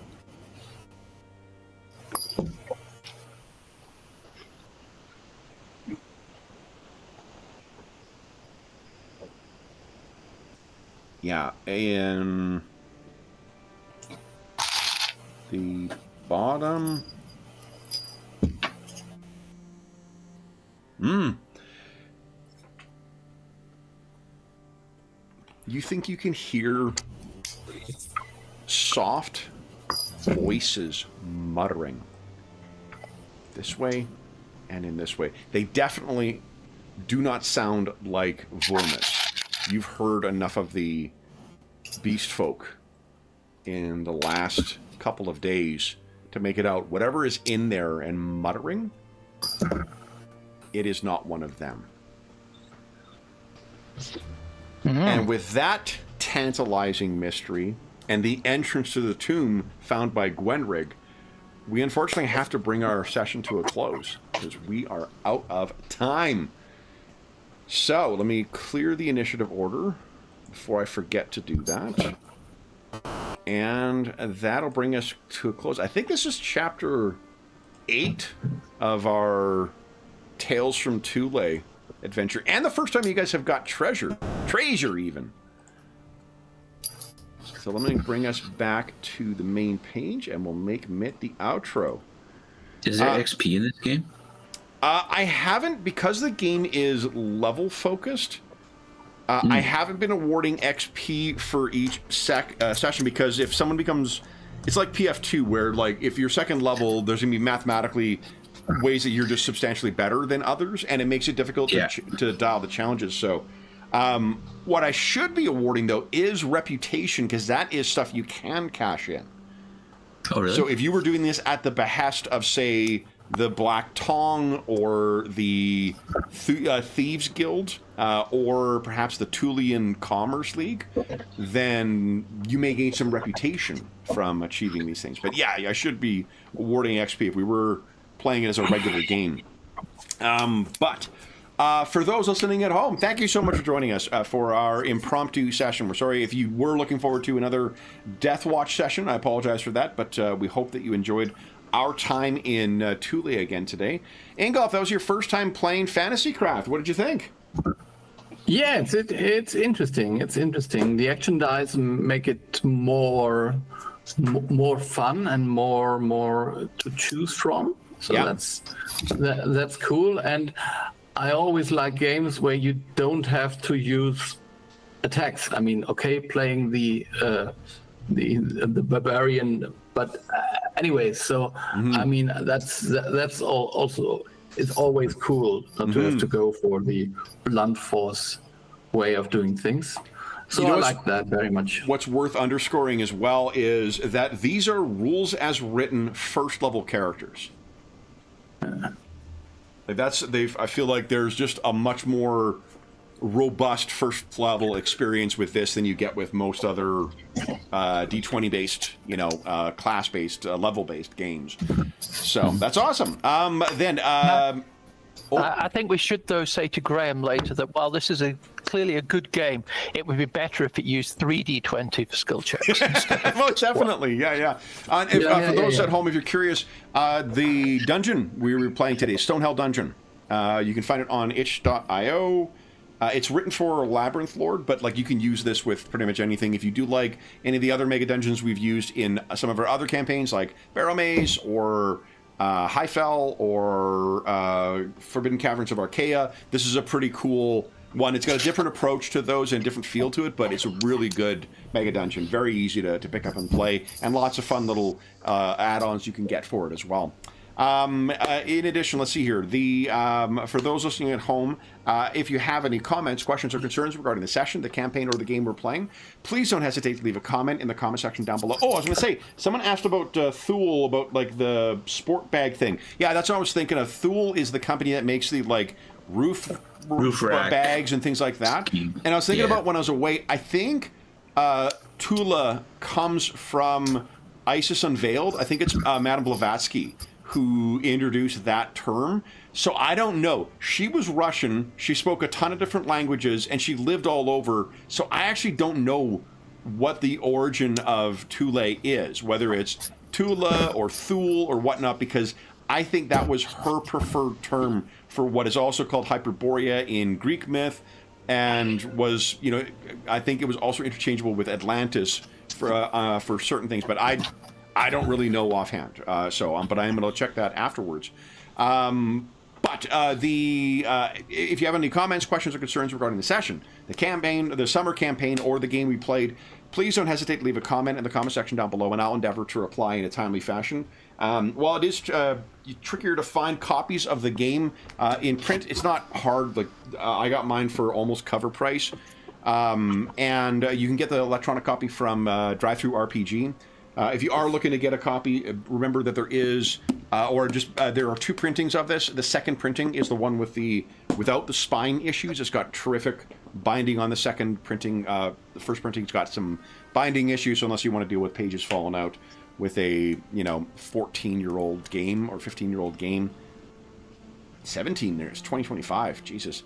In addition, there's a link down below to the Dungeon Musings Discord server where all of us are active, and we have channels there dedicated to most of the games we play in the channel. I have all of these characters, their character sheets posted under the Assorted Games channel, so if you want to check out what a character looks like, you can find those there, as well as all the other Reavers of Thule that we've played in this summer game, or summer campaign. There's also channels dedicated to Find a Group, GM discussion, virtual tabletop chat. There's a terrific, knowledgeable, helpful, and friendly community over there. You're more than welcome to join us. There's also a link down below to our friends at Noble Knight Games. Noble Knight Games is the preeminent unionized retailer of hard-to-find and out-of-print RPGs in North America. Like, say, for instance, Fantasy Craft. If they do not have something in stock that you are looking for, you can put it on a want list, and they'll send you an email when it comes in. But they are truly the leading, like Death Watch. Death Watch as well can easily be found through Noble Knight Games. And James, I believe they ship to Europe pretty quickly as well, don't they? They do, within a week, no less. Holy smokes. If you make a purchase of $10 or more through their website, be sure to enter the code MuserNight. All caps, all one word. It's in the description of the video. That'll save you 10% on any purchase of $10 or more through their website. And if you're listening to this after July 15, 2025, just come back to one of our more recent videos. You'll see what the current discount code is, because it does change every 3 or 4 months. The last thing I will say is a huge thank you to our stalwart Reavers of Thule.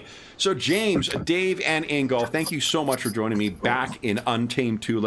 Congratulations on making your way. First time we've made it to Stonehell with Fantasy Craft. I think, as a lazy DM, it's probably not going to be the last time we go to that mega dungeon. So... But for those listening at home, we hope that we gave you a few hours to take your mind off the troubles of our world and think about the troubles that our Reavers of Thule are encountering as they're going to the most cursed prison in all of Thule. And until we see you again, stay safe, stay healthy, and happy gaming.